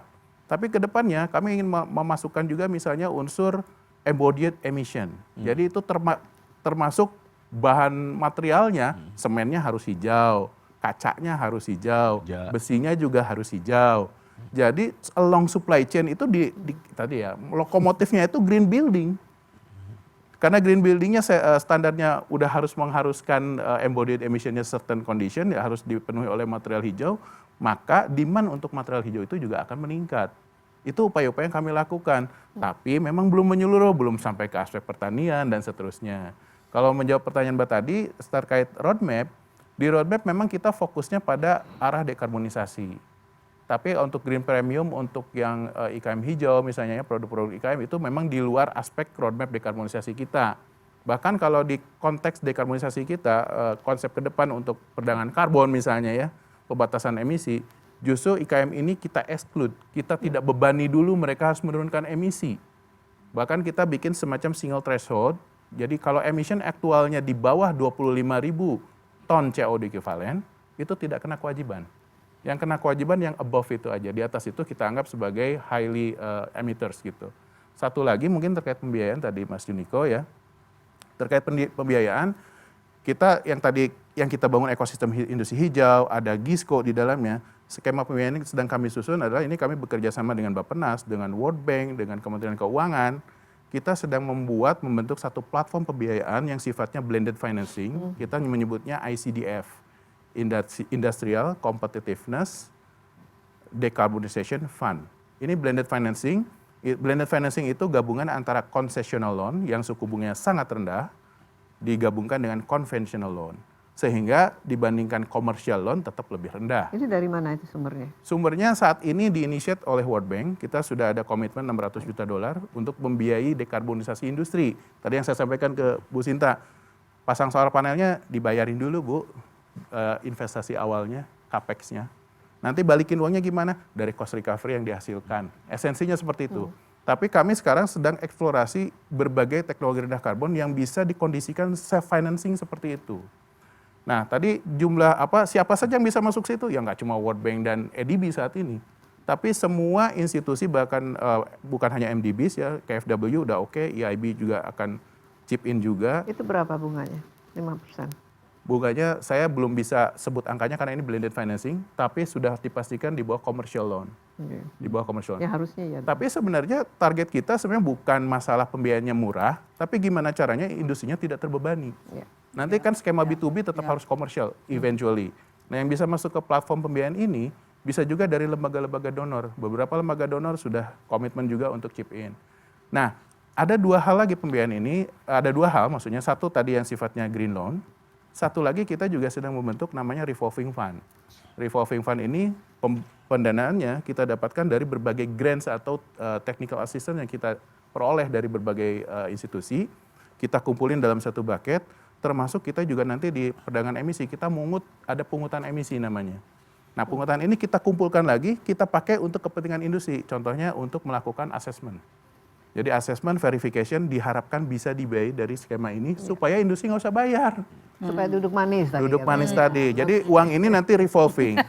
Revolving terus gitu. Jadi pemerintah juga mikirin sampai ke sana. Iya, bagus sekali kalau pemerintah mikirin. Saya mohon maaf karena ternyata produsernya ini Tapi nanti setelah ini kita bisa langsung ada networking session, kita bisa berdiskusi lebih lanjut. Tapi saya juga ingin para panelis di sini juga selain tadi menjawab beberapa pertanyaan, tapi final remarks ya, key takeaways yang didapatkan dari percakapan kita hari ini dan juga mungkin harapan ke depan dan bagaimana karena saya lihat ini sekarang it's no longer the top of the agenda ya, prioritas dunia bukan saja di Indonesia ini semuanya kalau kita lihat Amerika Serikat tuh dig back to fossil fuel dan jadi animonya sejak tahun 2015 itu justru semakin menurun. Dari Anda, Cinta, apa yang ingin dilihat setelah kita keluar dari forum ini, apa yang ingin diharapkan terjadi?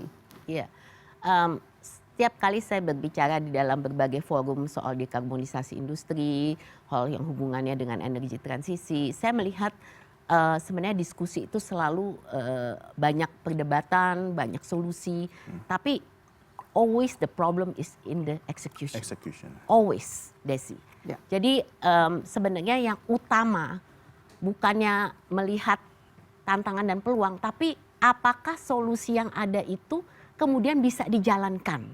Ini. Makanya menurut saya there has to be a mechanism di mana kita memonitor dan kita harus menyadari kalau progres itu, kemajuan itu terlalu pelan, kenapa gitu dan apa solusinya kemudian berikutnya. Jadi we don't just stop dengan solusi tapi kemudian what next? Ya, jadi ini menurut saya adalah sangat kunci. Itu satu. Kedua, saya juga mau dari bahwa bagaimanapun juga this is not just talk among us. Saya mau selalu kembali kepada unsur pendidikan. Kalau kita lihat future proofing tadi masa depan, kita ngomongin soal pendidikan anak-anak kita. Jadi kita mesti mulai dari sekolah, gitu, dari kurikulum sekolah juga, bahwa mereka semakin aware mengenai permasalahan ini, gitu. Jadi don't wait, gitu. Di sini pemerintah harus hadir. Bagaimana pendidikan itu tidak dimulai, tapi dari awal, dari dini. Ini yang saya ingin selalu sampaikan.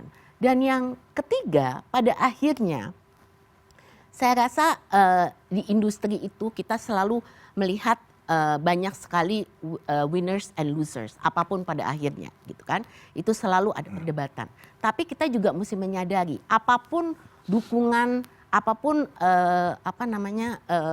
availability dukungan yang ada, baik itu dari multilateral, regional mau bilateral, itu pasti ada cost-nya, gitu, ya. Dan di sini yang selalu kadang-kadang tuh kita lupa bahwa ada kondisi-kondisi yang selalu dibalik itu semua, gitu. Jadi menurut saya kita perlu satu solusi yang komprehensif.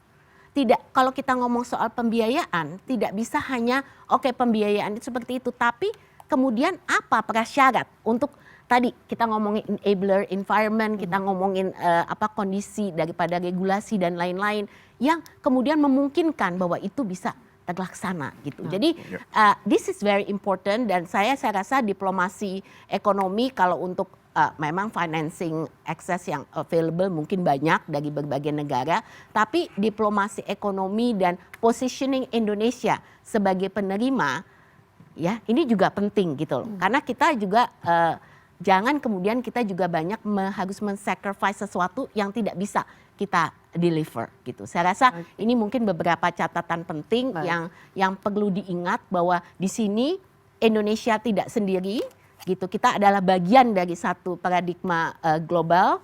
Olehnya kita bersama-sama sebagai Indonesia, dan saya mau highlight kembali Indonesia Inc-nya itu, kita harus menghadapi ini, gitu. Karena pada akhirnya kita tidak berdiri sendiri, persaingan dan competitiveness adalah kunci, gitu loh. For us to be able to deliver, it's not just about each of us, tapi bagaimana Indonesia ini bisa menjadi kompetitif dan berdaya saing dan juga untuk mencapai target-target yang kita harapkan. Baik, wow, luar biasa. Ini tapi optimis ya mendengarkan tadi solusi yang diberikan Raffi. Wait and see. Ya.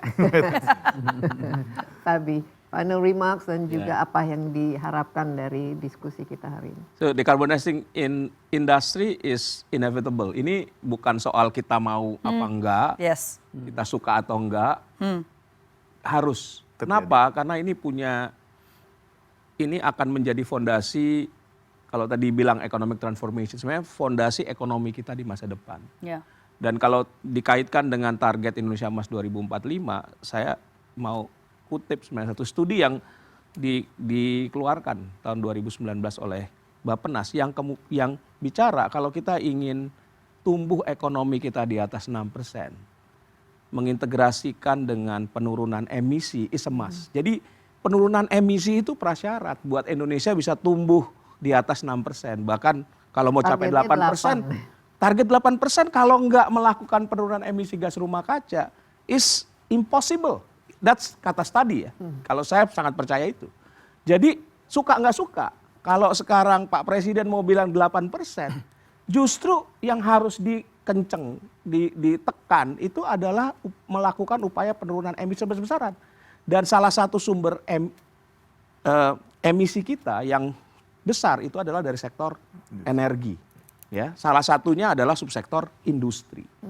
Jadi ini menjadi sebuah keniscayaan kalau kita mau ekonomi kita tumbuh tinggi mencapai target Indonesia Emas. Tapi kalau enggak, ya udah kita omon-omon aja biasa gitu. Nah, dan kalau ini kita lihat sebagai sebuah agenda yang strategis penting untuk mencapai tujuan cita-cita pembangunan nasional, maka ini harus menjadi yang saya bilang mission bersama-sama. It should be Indonesian mission gitu. Bukan hanya misinya Kementerian Perindustrian, misinya YSR, misinya Apindo, enggak.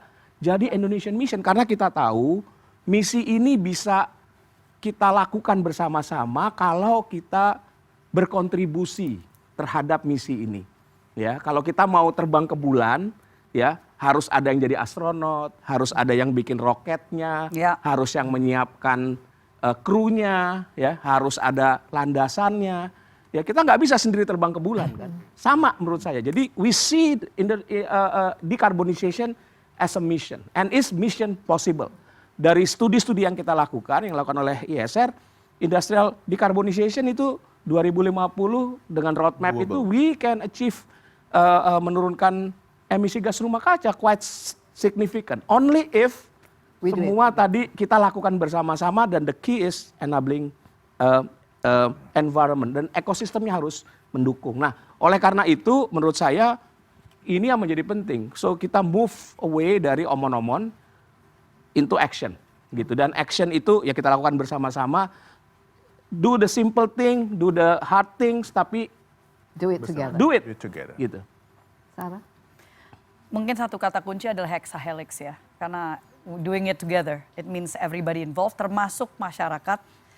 Kita punya semangat gotong royong. Itu yang seringkali kalau misalkan kita hanya bersandar kepada yang ada di panel ini atau orang-orang yang di pusat, di tinggi, di bagian pemimpin-pemimpin, this is not gonna happen. Gitu. Jadi saya setuju dengan Bu Sinta tadi katakan edukasi bahkan ke UMKM karena and this we talked about juga di WEF kemarin itu bahwa kalau bicara decarbonization jangan hanya fokus kepada industri besar. UMKM itu juga besar banget sebenarnya di situ perannya. Apalagi kalau kaitannya which is like my favorite subject adalah sampah. Just as simple as masalah sampah tadi diangkat soal sampah udah masuk. Waste management ya, waste is actually money. Banyak yang tidak menyadari itu, paham itu gitu loh. Dan sayangnya masih banyak yang istilahnya mafia itu menguasai persoalan sampah di Indonesia. Padahal sekali lagi ini bisa menjadi salah satu solusi kalau kita bicara solusi. Belum lagi kita juga bicara tadi tentang green public procurement gitu. Karena UMKM bisa dilibatkan kok untuk memastikan pembangunan ekonomi maupun juga untuk bisa kontribusinya, they can be part of this as long as the money is there. Nah bicara money of course financing gitu tadi ya. Jadi ini bicara hexahelix, nggak bisa one without the other. And I think ada satu yang tadi belum keangkat, sebenarnya peran Pemda, pemerintah daerah. Ini dari tadi soalnya belum kita angkat, but kalau misalkan melihat saya keliling ketemu dengan kepala-kepala daerah, banyak dari mereka yang either mau tapi belum punya pemahaman yang holistik atau juga istilahnya nggak tahu caranya. Dan ini yang kita sebenarnya perlu karena perlu dari mereka juga yang mendorong supaya ayo dong bikin waste to energy plant, ayo dong bikin green data center atau apapun itu. Ini sebenarnya perlu again dari Tapi menyeluruh tidak hexahelix sedikit yang don't care sebetulnya. Banyak yang care. Oh, banyak yang care. Oke. Banyak yang care. Kita ke solusinya lah, Pak. Fokus ke optimisnya dulu. Ya, oke. Banyak kok yang mau Ya. dan mereka kalau kita nggak harus fokus 38 provinsi, Pak. ya. Kita Kita cari Yang mau champion. aja. We look at the And they champion. are We did it. already out there. We did it. Kita They're already itu out yang there. penting adalah mereka yang mau, mereka jadi contoh supaya yang lainnya yang belum mau jadinya ikut karena oh di sana udah ada, di sana bisa dapat award ini.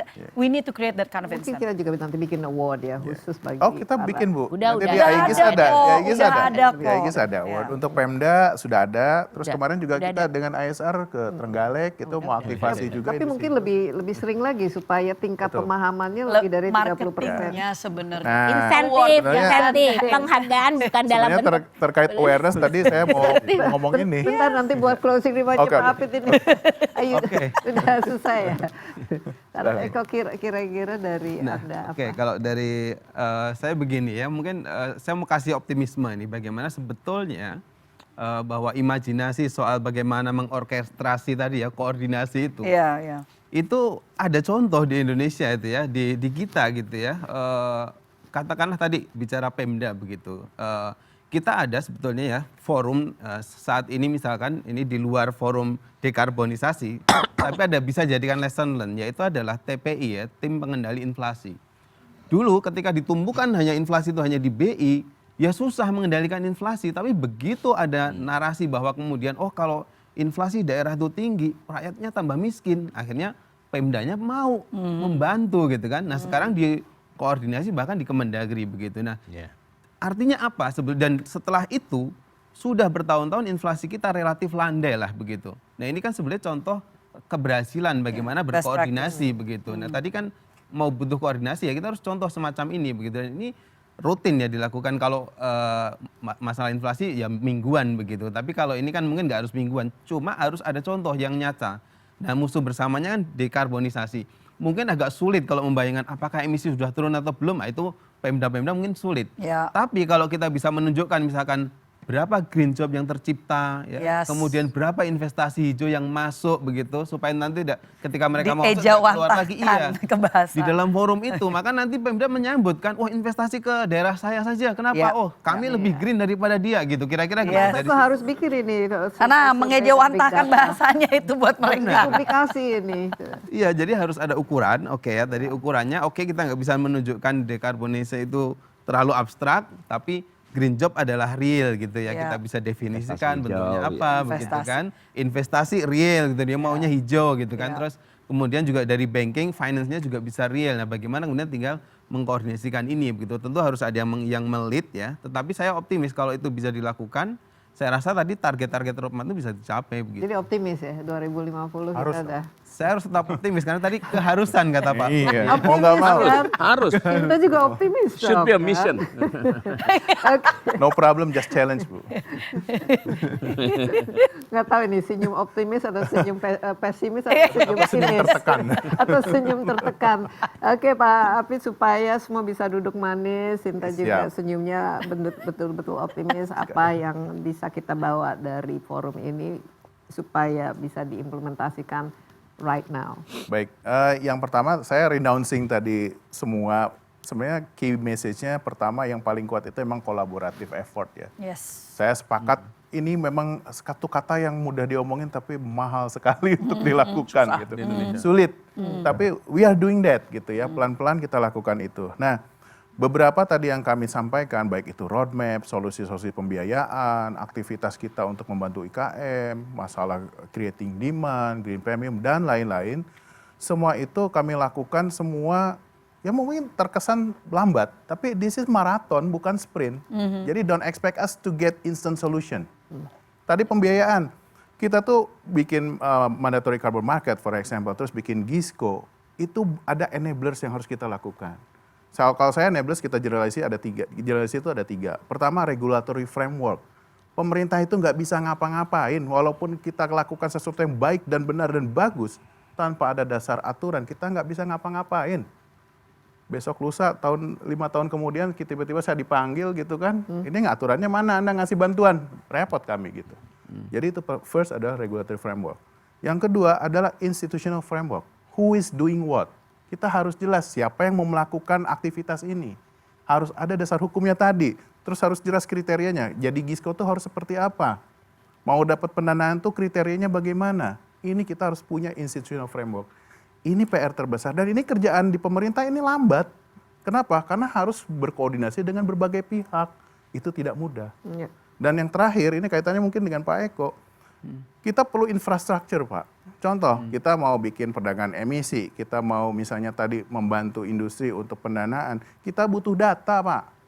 Data aksi mitigasi, data inventory data, ada inventory emisi misalnya. We don't have it yet, Pak. To be honest. Kita tidak punya proper data inventory untuk emisi. Kami sedang membangun itu, mohon doanya. Kita mulai dari 2025. Lalu kenapa tadi saya bilang pembatasan emisi kami baru bisa lakukan di 2027? Karena enablersnya, Pak, kita minimal harus punya performa 2 tahun data. Kalau kita baru mulai 2025, asumsi 2025 kita dapat datanya, 2026 kita data kedua, 2027 kita baru bisa menstipulate first emission allowance. That's the best we can do, Pak. Bukan berarti kami lambat, karena memang enablersnya harus terjadi dulu gitu loh. Dan ini pun kita nggak bisa kerja sendiri. Saya butuh bantuan Pak Fabi, butuh bantuan Bu Sinta dari DPR, dari NGOs. Semua harus bantu kami gitu. Kita duduk bareng, tapi towards common goals. Nah yang terakhir Bu Desi, terkait awareness, ini juga tadi dari tadi kan, kita melakukan awareness raising. Dan itu salah satunya ya reasoningnya. Sorry, sebelum ke sana, kita sudah melakukan semacam semacam review lah gitu ya. Awareness di industri itu seperti apa sih? Tadi yang disampaikan oleh Bu Sinta itu tepat sekali. Itu magic number, 30-40% itu magic number. Mereka ya kalau kita kumpulkan Bu ada 100 gitu ya. Yang paham tentang urusan-urusan begini ya less than 40 ya, 30 sekian. Lalu apa upaya yang harus kita lakukan gitu kan? Mereka stakeholder kami harus paham, harus mau melakukan itu. Itulah salah satu reasonnya kami membuat IGIS. Itu platform exposure kami yang paling besar, itu annual Indonesia Green Industry Summit. Ini tahun ini kita lakukan yang kedua di bulan Agustus. Tujuannya adalah membangun awareness ke semua stakeholders, bukan hanya stakeholder industri. Kami juga ada aktivasi. Termasuk pemerintah sendiri dong. Betul, ini karena harus betul. Kami roadshow kemana-mana, terus kami melakukan misalnya ada pre-event. Pre-event kami salah satunya Goes to Campus, for example.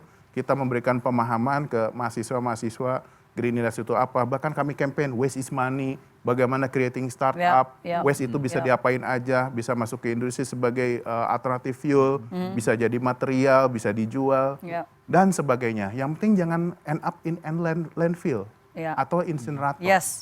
Itu yang selalu kita pikirkan. Kita undang expert, kita undang best practices, ajarin tuh mahasiswa. Sampai bagaimana how to create the business. Itu yang kami lakukan. Jadi kami nggak cuma concern ke industrinya, tapi surrounding environment pendukungnya juga kita harus berikan awareness.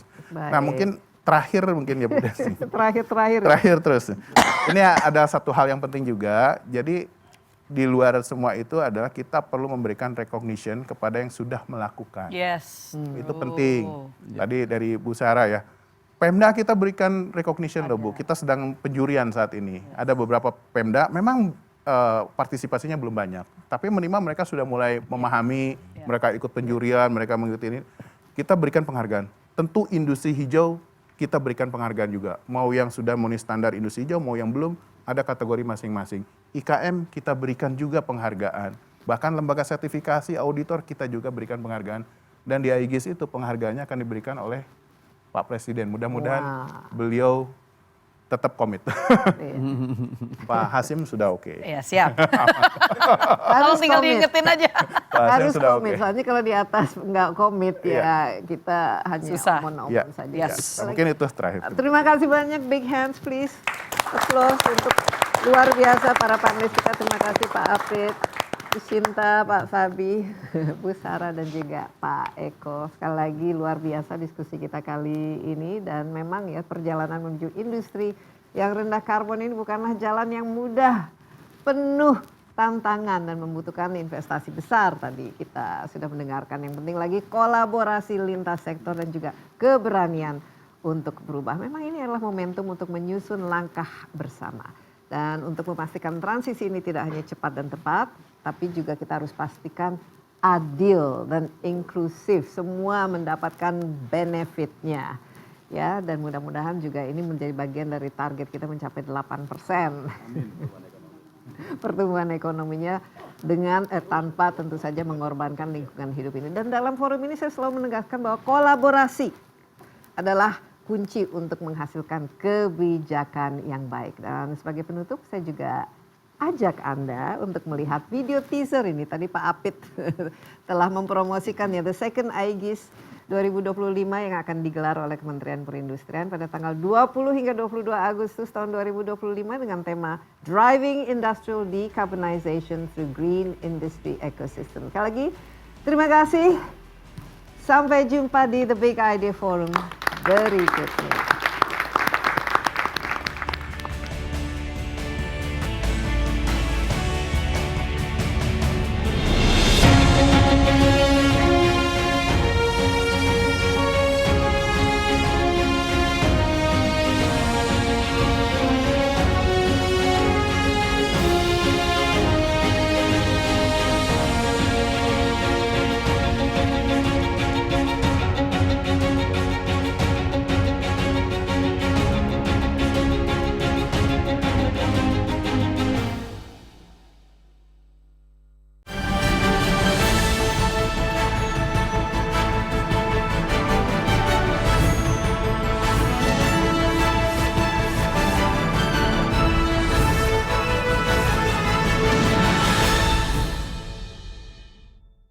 In association with